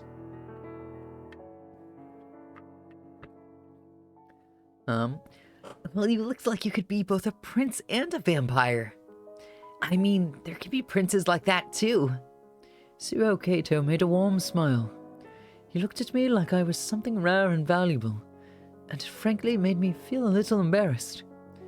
Well, if you say so. Why did you come for me? I guess I wanted to feed on you tonight. A prince that attacks his people. Was I a despot or I actually don't know how to say this word. I've never had to say it out loud. Despot? Despot? Was I a despot or something? That's not it. You can't attack your own subjects, so you feed on people from other countries. That seems like a diplomatic nightmare. I'm glad you're well at any rate. I patted his head, making him squint as though it were tickling him. Do you prefer lively sacrifices? Oh yes. I need the blood of lively people to regain all my energy. Are you tired? A little bit, yeah. I heaved a sigh. Can't you make any human friends? No. Even if I did get along with people, I'd just start thirsting for their blood when night came. I was playing along. It was just a silly act. But the more our exchange continued, the more I felt like an actual vampire. Mine too. I'm a friend, right? Do you want my blood? This is getting a little kinky. His deep blue eyes made me gulp. Quite loudly, in fact. Yeah. My fangs were twitching. Your blood. I want your... I snapped out of it before I could finish. What was I even saying? I was a spectator, not a vampire. I didn't need Suo Kato's. Go ahead, my prince. Oh man, he was whacked. If my blood makes you feel better, then... I gasped. He was completely serious. Here. A pang of guilt washed over me as I watched him expose his bare neck. It was a part of him I wouldn't have seen otherwise. I don't have fangs. You don't? I see. You resisted the devil and kept your fangs human. He seemed to have come to his own conclusion. In that case... Oh god, is he gonna like knife himself? Suo Kato stood up and reached for the studying desk. He held a cutter tight. Oh, scissors. Suo, I'll give you my blood directly. An excited gaze. He was dead serious about this. He would cut his palm and give me his blood. Wait. As a mark of our friendship in both day and night. This was no longer play acting. Suo Kato had fallen asleep. Oh, what? Right now? He just fell asleep as he was about to stab himself? He slept so soundly you wouldn't think anything at all had happened tonight. I, however, was completely drained. The taste of iron in my mouth gave me a headache. To think I actually drank his blood. Oh no, okay, oh, never mind, he did it. Gizia said, love them. This sounds like so, like... Goth Kid 2007. We must exchange our blood to show our love. 'Cause you're a vampire. Nyah. Wait, What was my blood Gizia type again? Said. LMAO. Very Twilight. I knew my blood type from when I was still alive. The same couldn't be said about my current body. If my blood was incompatible with Suo Kato's, I might die. I'm pretty sure that's not how it works. I'm pretty sure you could eat somebody else's blood and be mostly fine if they didn't have diseases. Don't trust me on that. I'm not a doctor. I felt all the... Oh. I felt all the blood rush from my head. I threw another glance at the young man, still sleeping in peace. The fact that he was presenting his cut like a medal made me smile for some reason. The mark of our friendship in both day and night. Oh well. Feeling awful about the whole ordeal, I lay down next to him and hoped I wouldn't turn to ash once morning came. I was woken up by sunlight. As it turned out, I lived to see the morning. I didn't feel strange or anything. My stirring had woken the boy next to me. Good morning, Suo Kato. Good morning, Natsume. God, this is so emo. Suo Kato's blood suited my body surprisingly well. Oh my god, hiccups. Ah.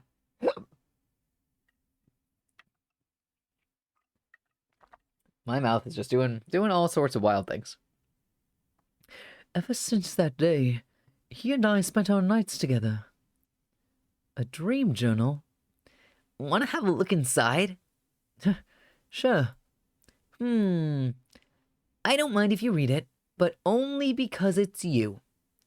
Really? Yes, I'm giving you special permission. He gave me a wink. I excitedly took the college notebook in hand when...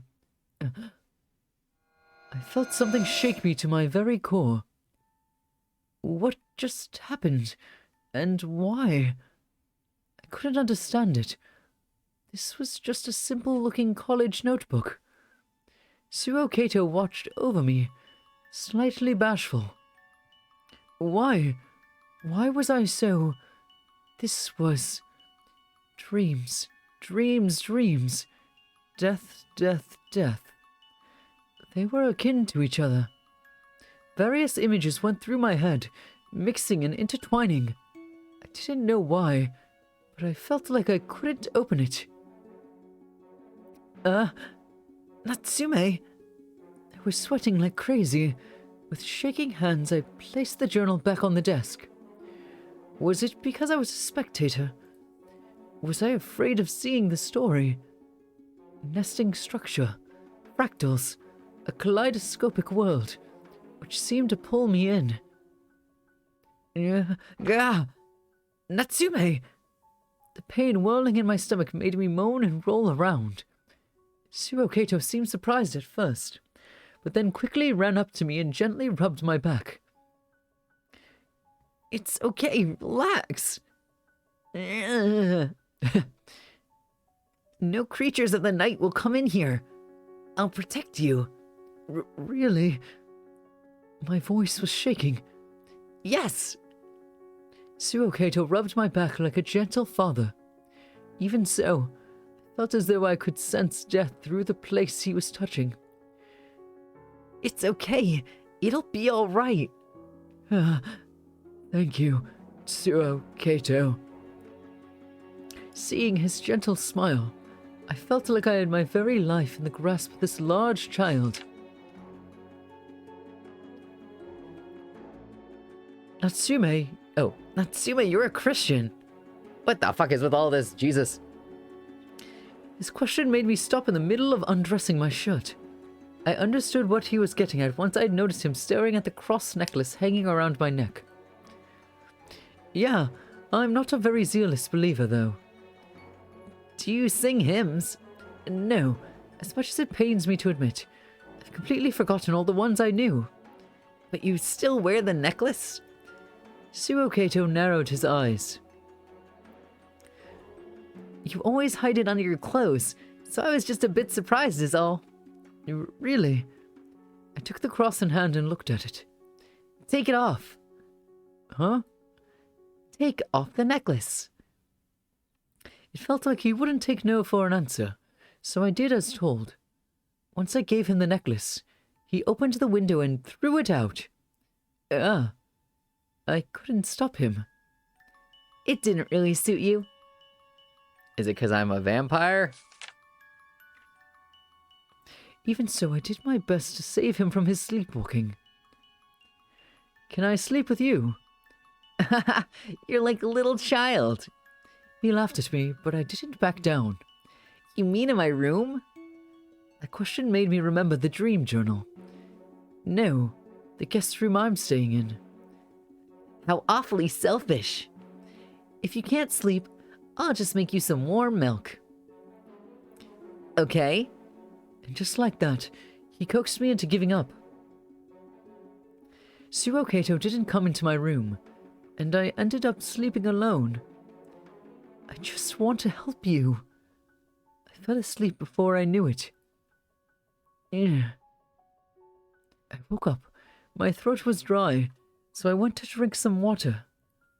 As I did that, I ran into Suo Kato in the hallway. There was no light in his eyes. It made him look like a ghost. Wait, which one of us is the ghost here? I, who is already dead? Or Suo Kato, who is walking around on his feet bare and pale? Which one of us was closer to death? Him or me? Natsume, are you okay? Huh? You're looking kind of sleepy these days. Is the pillow not good for you? Suo Kato, you're the one who doesn't get any sleep. That's not true. I sleep well every night. You need to have a balanced sleep schedule. That goes for me too.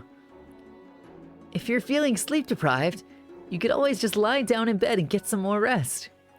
Suo Kato, should I have slept with you last night?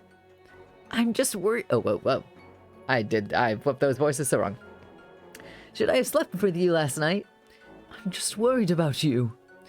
Why? There's nothing about me to worry about. No, there is. There isn't. You need to calm down and let me take care of this. He was clearly denying my words. He obviously didn't want me to speak of it. Why don't you understand? Suo Kato. Let's go buy a new pillow. Huh? Since you can't sleep well, we need to get you a pillow that suits you perfectly. How did that conversation lead to this? I might even find a new pillow for myself. Come on, let's go find some. Going outside with Suo Kato for the first time in a while was a refreshing experience. He was like a young child trapped in a large body. His behavior nearly made me doubt all the strange things that had been happening recently. Maybe I really did have a bad pillow. I feel like somehow, Suo is super convincing, and I don't know why. Like, he says one thing, and Natsume is immediately like, yes, that is fully the truth. I am, fully wrong. He's just gaslighting the shit out of him. Natsume, there's a corner with pillows from all over the world. Let's see what it's about. What indeed? Once we were done shopping, we walked straight back home. The light of the setting sun caressed my cheeks. Ahead on the road, I heard a child talk to his mother. Mommy, what's for dinner tonight? Grilled and salted mackerel pike. Aw, but I hate fish. Now, you shouldn't be picky. What should we have for dinner? Honestly, I'm fine with whatever you'll make me. How about you make something today? Huh? But I'm not a very good cook. That is called weaponizing incompetence. That's when you guilt somebody into doing something else because you say you're bad at it. Our shadows stretched out behind us. As I glanced at Suo's profile, The evening sun shone into my eyes for a moment, making them water. What a fun day that was. Wasn't this just fine? Wouldn't it be best if these days could just continue on forever? And yet, for some reason, Suo Kato was... It's playing the weird music again, the sad one. Ah, I just felt a droplet. A what? It might rain soon. Huh. His voice came from slightly higher than mine, and I initially wasn't sure what to make of it. But a few moments later, rain had indeed begun to fall. Was he saying that because he's taller than him, that the rain hits him first, which I guess is true, but it's rain. Whoa! Whoa. There was still some blue in the sky, but the downpour was already upon us. Suo! I say we run! Agreed. We used our shopping bags as makeshift umbrellas and ran through the stormy weather. Aw, cute. This person's really good at, like, lighting in, like, pieces. Like, it feels so, like, Light and airy. Wow, Suo, how did you know? Well, for some reason, I can just kind of tell when it's about to rain. I'm not sure why, but I'm always the first one to see it coming. That sounds like a superpower. We've spent enough time running in the rain to make the contents of our bags completely soaked. Eventually, the rain stopped bothering us. We just looked at each other like wet dogs and laughed. I really like the rain. The golden rain, lit up by the evening sun, made both of us wet to our bones. My heart ached as I felt the chill of the rain and the gentle warmth of the light. I hoped it would wash away the lingering pain and make me forget the sacrifices I'd made on my path to becoming stronger. You are at your most beautiful. Natsume, look how shiny it is. Wow, this is so much fun. When you were laughing within that golden brilliance. Yeah, I understood what he had meant without the need for elaboration. Where souls truly belonged. We were all attracted to beauty for reasons we couldn't quite explain. The fear I'd felt in the dark of night, the peace I'd felt while sleeping, it was all because you were beautiful. No matter what happened to you. Nothing could change the fact that you, Suo Kato, were a wonderful being. he's Delulu. They're both Delulu. Suo is Cray Cray. Hey, Natsume. What? I actually bought something else. He handed me a new necklace. Gizia said, "He is, but I love him for it." You know, you gotta love the crazy ones. I mean, I have some characters that I like that are fully psychopaths, but I like them anyways. I heard it helps you sleep, and I think it would suit you well. Thank you, Suo. Bend forward a little. Yeah, I knew it would suit you. Suo Kato smiled like a loving mother. He was so gentle, and my heart ached when I looked at him. I kind of want to know what the necklace looks like. Did he give him some, like, edgy vampire one? He's like, "You're a vampire prince, so you gotta have an edgy vampire sword necklace or something." But that only strengthened my resolve. I was overcome by a suppressing blankness. Wild emotions rushed the sense of death within me. Things I held dear, along with anxiety, emptiness, groundedness, yearning, and a longing for death. They were tearing my mind to pieces. However, my yearning for Suo Kato wasn't enough to stop my march. Not even changing his pillow could help stop his sleepwalking. Gizia said, "Judging by the fall-down route where he gave Yo a leash, maybe a dog-s collar, JK." Oh my god, you're right. It's like a studded goth collar with like a chain on it or something. I paid a visit to his room. Just how long had I been watching over him? I felt like I'd been here a whole day now. Pieces of the dream journal lay scattered on the bed. Was I breathing well? Why was I even here? I didn't understand anything. Anything at all. A while later, Suo Kato slipped back into his sheets like a bird that had his wings clipped. I stood next to him and picked up his feather. A clear, beautiful feather as blue as the sky. Stop. Please don't touch me. Natsume. If there's something you want to say, don't just stand there.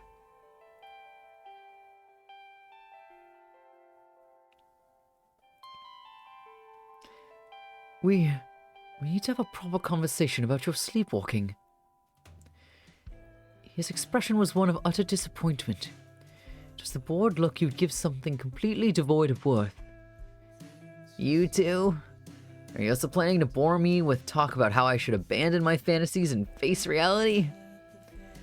I'm so disappointed in you. I thought you were different.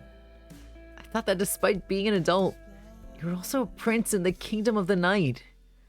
He stuck his palm out to me. My fangs didn't ache. Fantasies are certainly an important part of life, but if you take them too far, you'll only lead to your own downfall. Oh, he said downfall. Oop. And I simply can't allow that to happen. What value is there in things that don't stray from the norm? Are you also just another person? It's always been like this. I've always waited for something to appear, for someone to show up, something that would completely change my outlook on life and let me become a new me. And yes, I know what expectations are the worst kind of poison. Sorry for saying something so weird, but I will keep on waiting. No matter what anyone tells me, no matter what I hear from those who have given up, I would take the poison and keep on hoping.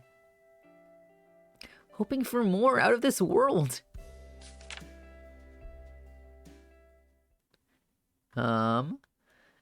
Samajima. Oh god, okay, what voice did I give him? It's like a sneaky. Have you been well, Gizia Kato? Said, let us hope together. Then again, I swear to God, nobody wins this thoughts at all. I've never seen anyone win. Actually, you know what? I think I tried it at 100, but like, I feel like it's rigged. have you been well, Kato? Then again, I did see you just a couple days ago. The two ate sweetened buns and seemed to be talking about something. I felt like it had been a long time since I'd seen Suo Kato smile like that. This time, it wasn't directed at me, though. Samajima rubbed Suo Kato's head. He stopped, seemingly satisfied after the boy squinted like someone being tickled. Hey, stop treating me like a child. That wasn't my intention. You're important to me, and I got a little jealous. Samajima, do you work at a place where people get angry at you? Well, I'm a policeman, and now that you mention it, there are indeed situations where I get yelled at. Why do such jobs exist? That's a very good question. Once you become a member of society, you will receive undeserved verbal abuse. Those with sensitive, childlike hearts will get hurt, sometimes to the point of never recovering, which is why they choose to bury their own emotions. Suo Kato fell silent. It is to protect themselves. You can't be hurt if you feel nothing. And that's what it means to become an adult. Oof. Does that apply to you too? Did you also bury your feelings? The wire-like man said nothing. Oh. Hello. This seems spooky. It's doing spooky music.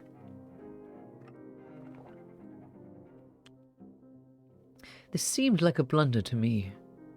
Although I'd seen Samajima in the other story many times now, this was actually the first time we'd met. I'm a friend of Suo's.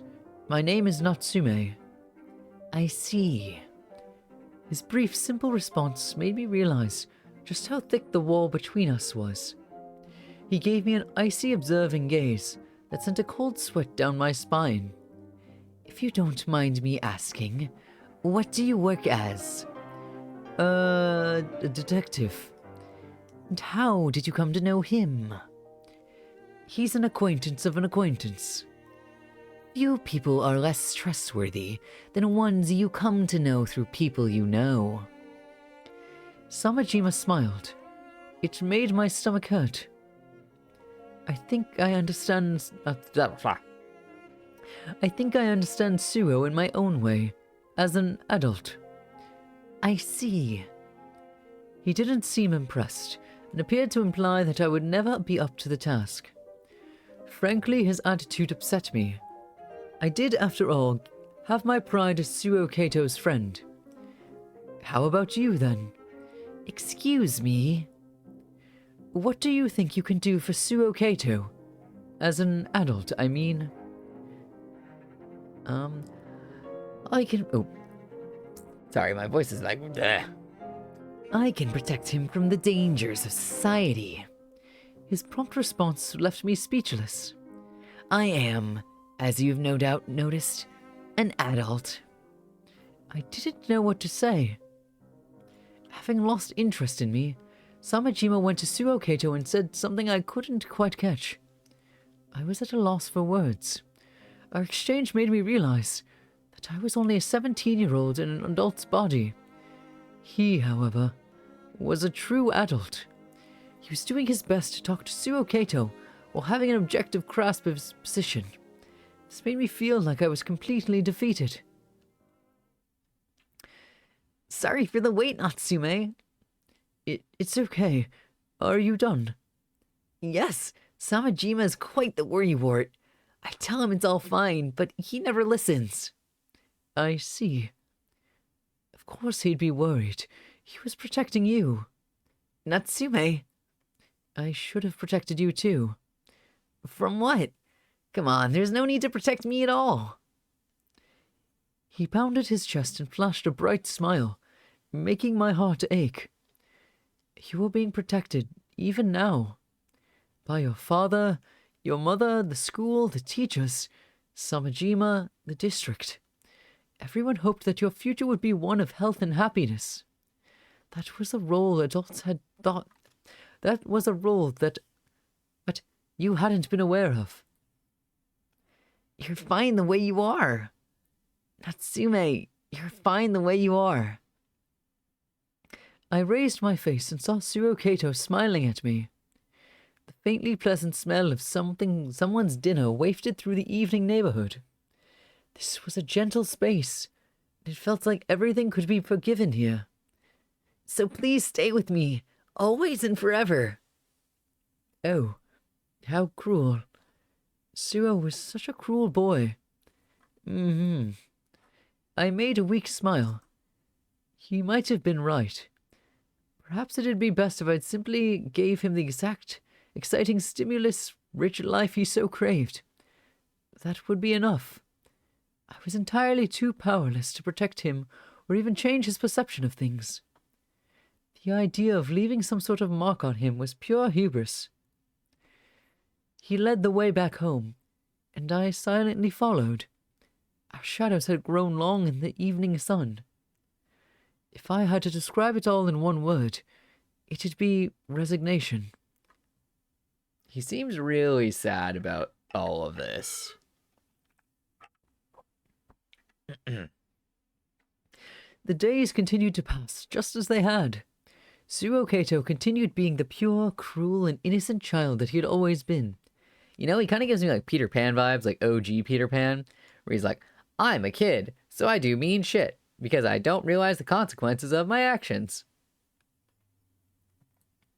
He didn't even sleepwalk so long as I didn't say anything unnecessary. This was the way to go all along. Our peaceful days could be maintained as long as I listened to what he had to say. I couldn't do anything about his tendency to fantasize, nor his aversion to adults. The end of the December was drawing near. I was gonna say, this is like a long-ass one. We walked under a sky so cold it could freeze the heart. It was a dark night, illuminated only by the lights of the city. Passers-by around us smiled warmly and with eager anticipation for Christmas Eve. Suo Kato exhaled pale, white breaths.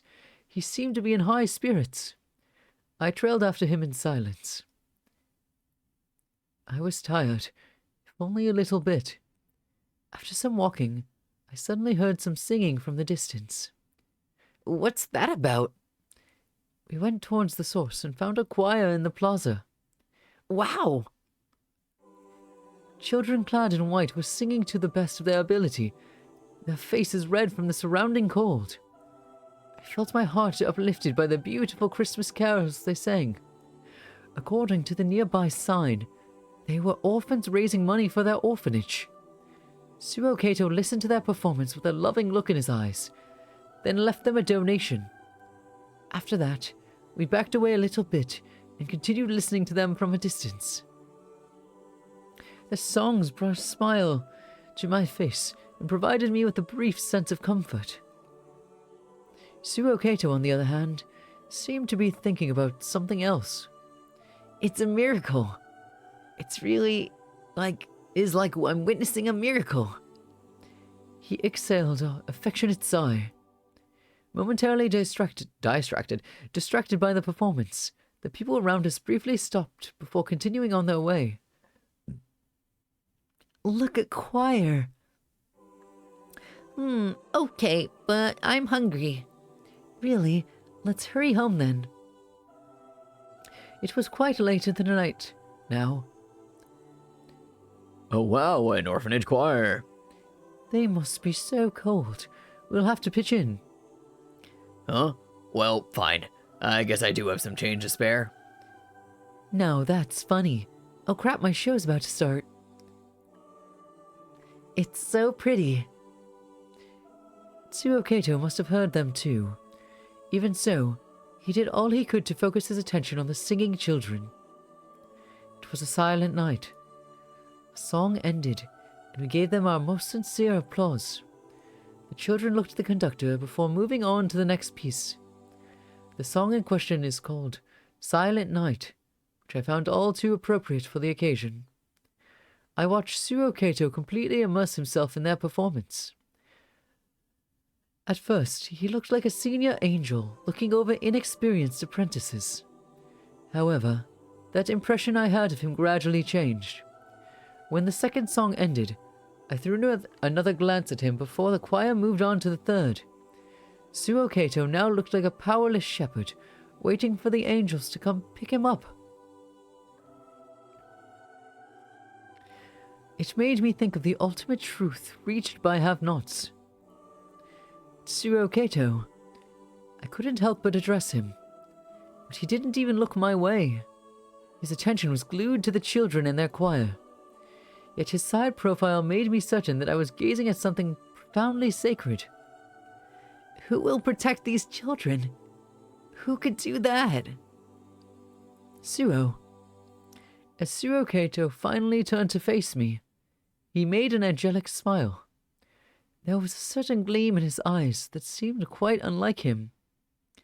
Can we listen until they're done? I want to stay here for as long as I can. Sure, no problem. The singing continued. Time passed by in a peaceful silence. Cold stars rained down.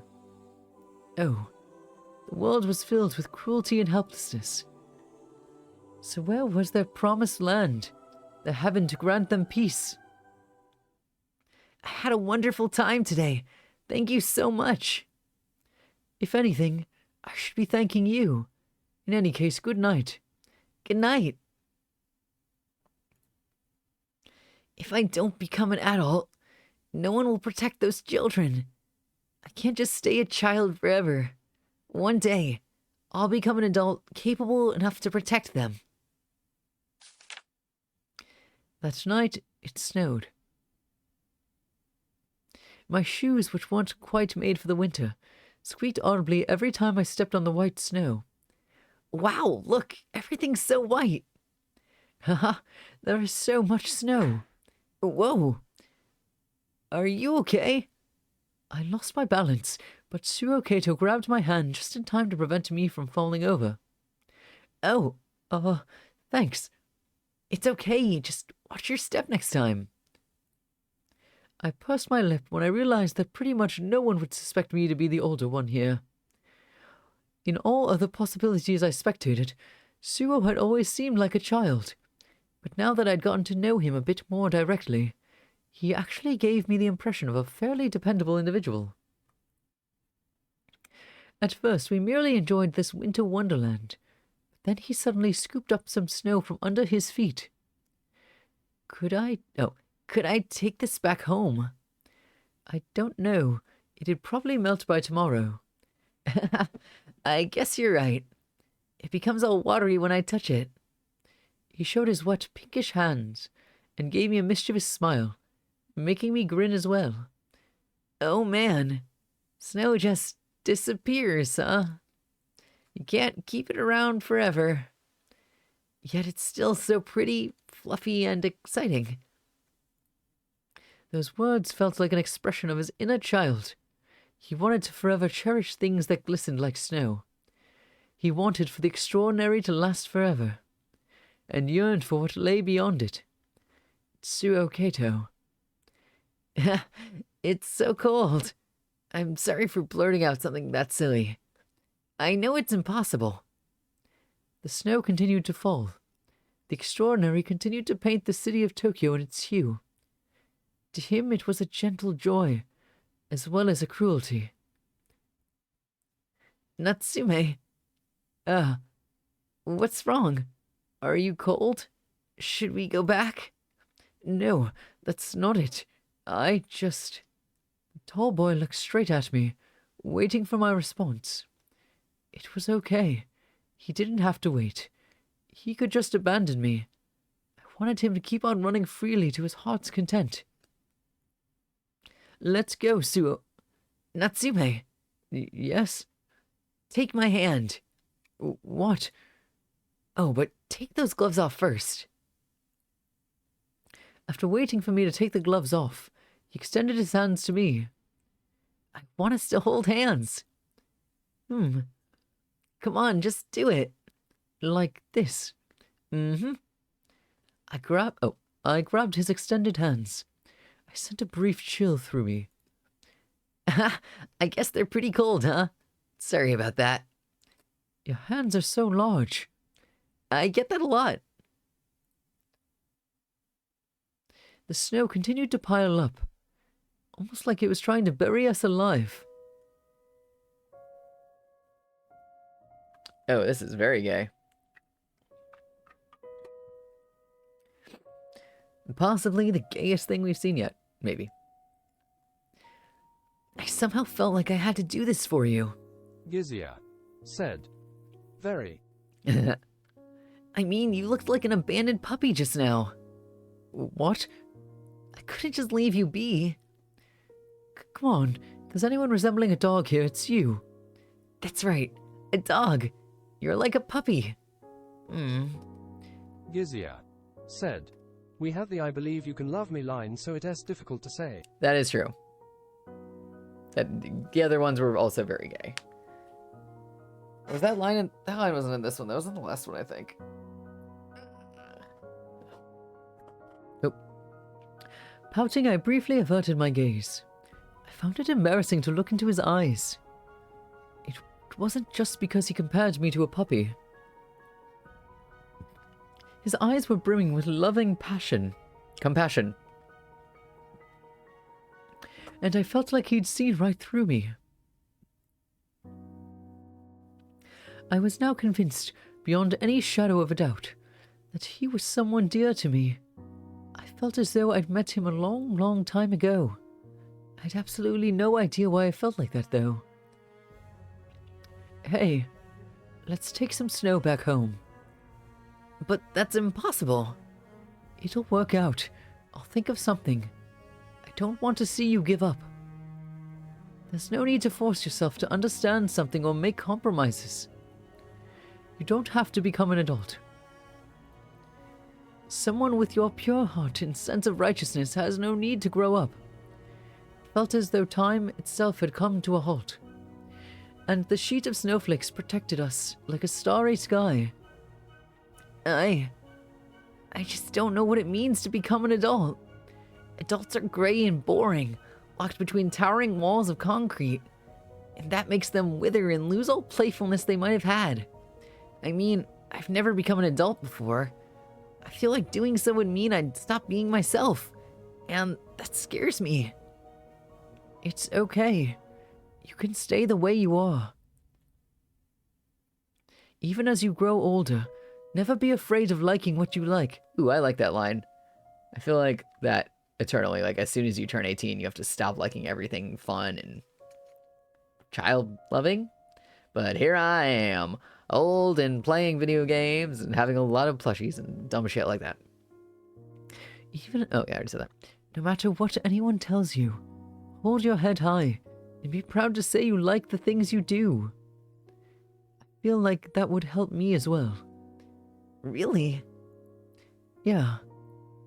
Your very existence can be a shining Gizia light to others. Said, yeah, this scene is so great. It's so moving. That's how I feel anyway. Thank you, Natsume. Your words made me really happy. The snow was reflecting the moonlight. It was late at night, but the surroundings were well lit. And within that light, Suo Kato made a smile so dazzling it nearly brought me to tears. We went on to search for a vending machine. We bought the cheapest bottle of water available and promptly downed its contents. We then dried the empty bottle by blowing inside it and filled it up with snow. We exchanged many a laugh over how difficult it was to get all the snow in, but when we were finally finished, Suo Kato held the bottle like it was a very valuable piece of treasure. He seemed extremely pleased with the results. We both knew that the snow inside would turn to water in the morning, but neither of us said it aloud. Damn, this one is so long. What? How did I get... I didn't have to make any choices this one, and I already am here. Tokyo, during the year in which our world was prophesied to end. Gizia said, LMAO. I'm shook. I was like, wow, this is long. Okay, we're at the end. Never mind. The fourth Friday of the final month of the year. Natsume's memorial mass had ended, and the participants went to his grave. Outside the church, Suo Kato flashed a broad smile befitting his towering frame. Hello, Natsume. Hello, Suo Kato. The day finally came, huh? Yeah. The month passed in no time. So many things happened, and it was all so fun. I'm glad I was able to reminisce about Natsume so much. An experience like this doesn't come often. It'd be great if all the fun memories we made could reach him too. His smile washed even my tension away for a while. Maybe that was his intention. If so, it was clear that even now, I still couldn't win against him. Let's go visit Natsume's grave. Okay. The public cemetery was in an open area some distance away from the church. Various graves were lined up in a clouded area, sprinkled in green. We stopped in front of one. It was just like all the others, lacking any distinguishable features. And it belonged to Natsume Soichiro. In other words, me. A strong wind had swept over us both. Even so, Suo Kato remained firm and resolute in it as his eyes settled on Natsume's grave. The thing he chose to give him was... Wait, that's... Yes, it's the bottle of snow we took home yesterday. Though it's gonna be water by tomorrow. I see. I actually thought of giving him snow from the day you told us about his idea a month ago. You did? Why? My question made him put on a faint smile. I once made a snowman with him. It happened so long ago he might have forgotten it. But I know that his grave will be covered in snow next year too. He can never leave the casket to witness the first snow ever again, though. And it made me sad to think that he can't touch something that's so close to him. So I want him to greet winter while seeing the snow I gave him. He could touch some of it and treasure the rest. Suo Kato looked into the distance. There was nothing reflected in his eyes, not me nor the scenery around us. All he saw was that warm memory he shared with Natsume on a cold winter day. I know the snow will eventually turn into water, but still. It's okay. I'm sure Natsume will understand. Will he? Yeah, he'll remember that snow day too. I'm sure of it. I hope he does. The dance we mimicked by watching TV, the old maid-like card game we played, the children's songs we often sang. Suo Kato brought up countless memories during our meetings. None of them were related to objects, however. The fact that he chose something like snow, which would inevitably turn to transparent water, finally made me understand what he really treasured. I'm sure Natsume, would be glad. We offered a brief prayer to Natsume's grave before walking away with a smile. Still, it's kind of sad that we'll stop meeting up like this. Oh, don't worry. They're still next week, so let's have some more fun. Yeah, I guess you're right. Boy, I'm so relieved. I'm feeling hungry all of a sudden. Why don't we grab something to eat then? Good idea. What did you have in mind? Well... Oh, sorry. Mind if I go to the bathroom for a bit? Sure. I'll be waiting for you right here. Thanks. It was just an excuse. Feeling emotional, I turned back towards the church to burn it into my eyes one last time. I guess that's it for my extended mass, as well as our final month together. So many things happened, and it all began right here, at my funeral. As I gently placed my hand on the door of the church, a strange feeling of discomfort made my heart race. The extended mass was supposed to be over.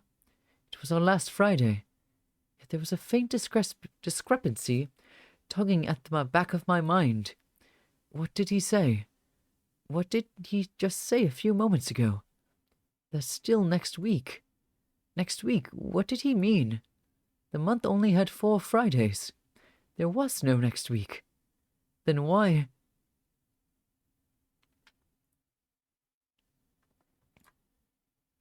I suddenly became certain of something. I didn't intend to, but I did. It was the truth behind my peculiar feeling of discomfort. I saw a glimpse of something I shouldn't have. The diary? I can't make the story end. I can't make the credits roll. Before I reached the final page, there was still one thing left to do, and that was... Oh, I want to say, end my consciousness in this world. What does that mean? I have to end my consciousness in this world. The memory of reaching this what-if outcome probably wouldn't even be a footnote. Everything here would be forgotten. I had no idea what would happen to the me who never reached this conclusion. I wish I could have started things over from before I interfered, but then I wouldn't make the same mistakes. Well, I should stop dreaming. It's okay. I believe in myself. Well then, good night, Suo Kato. This story has no ending. Not ending?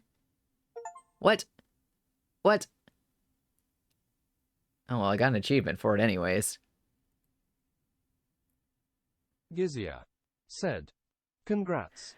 I thought I... Wait, what? It didn't unlock anything. Reach chapter 4's ending. How do I unlock shit? Oh god. Okay, we have to do Suo's again? I don't get it. That's a future me problem. Oh, yeah, it's got everyone's pictures. Wait, I want to look at the... Oh, end list.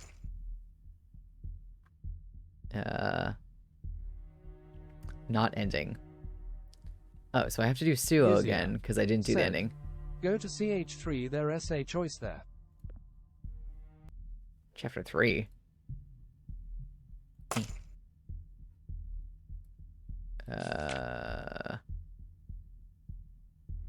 Oh, the first Friday. Oh, I did not know that. Okay. That's gonna be next time we will do that. I wanna creep on all the pictures first. Because, I don't know, I like seeing. Locked? Oh, shit. Well, I mean, I'm glad I didn't fuck anything up too bad. Oh man, there's so many things. Okay, so I'm gonna end it there since I promised to end it as after we finish that section, even though nothing unlocked, and we'll have to go back to chapter 3, I guess, to unlock stuff. Thank you for the tip, Gizia. I would have just, I don't know, been sad and done some of the tips again. Also, I didn't know these were I didn't pay attention to the fact that these were tips and not a chapter. Okay, so I'm gonna do a little raid and we'll see who is streaming. Thank you guys so much for coming. Said, LMAO, thank you too. Here, let me drop my social since I'm trying to remember to do that. Bam. Okay. Gizia said, it was a great time. Oh, I'm so glad you enjoyed it. I'm words. On Thursday is the next stream. I'll be streaming Resident Evil 7 and not weenie out again like I did last time. Let's see. Oh, it's Soulstone's. I don't know what he's playing. Here, we can raid Soulstone. I can't tell what this game is, but we're gonna do it anyways. He's a very chill dad bot, so it's hopefully gonna be a chill time, and I will hang out with you guys there for a bit. But thank you so much. I had a great time, and I'm so excited to play more of this game. I don't know. I'm very tempted to add it to my schedule more often just because I'm excited, but maybe it would destroy my voice if I played it more than like once in a blue moon or once a week. But yes, thank you so much for coming. See you guys in a bit. Gizia said, yeah. Yeah.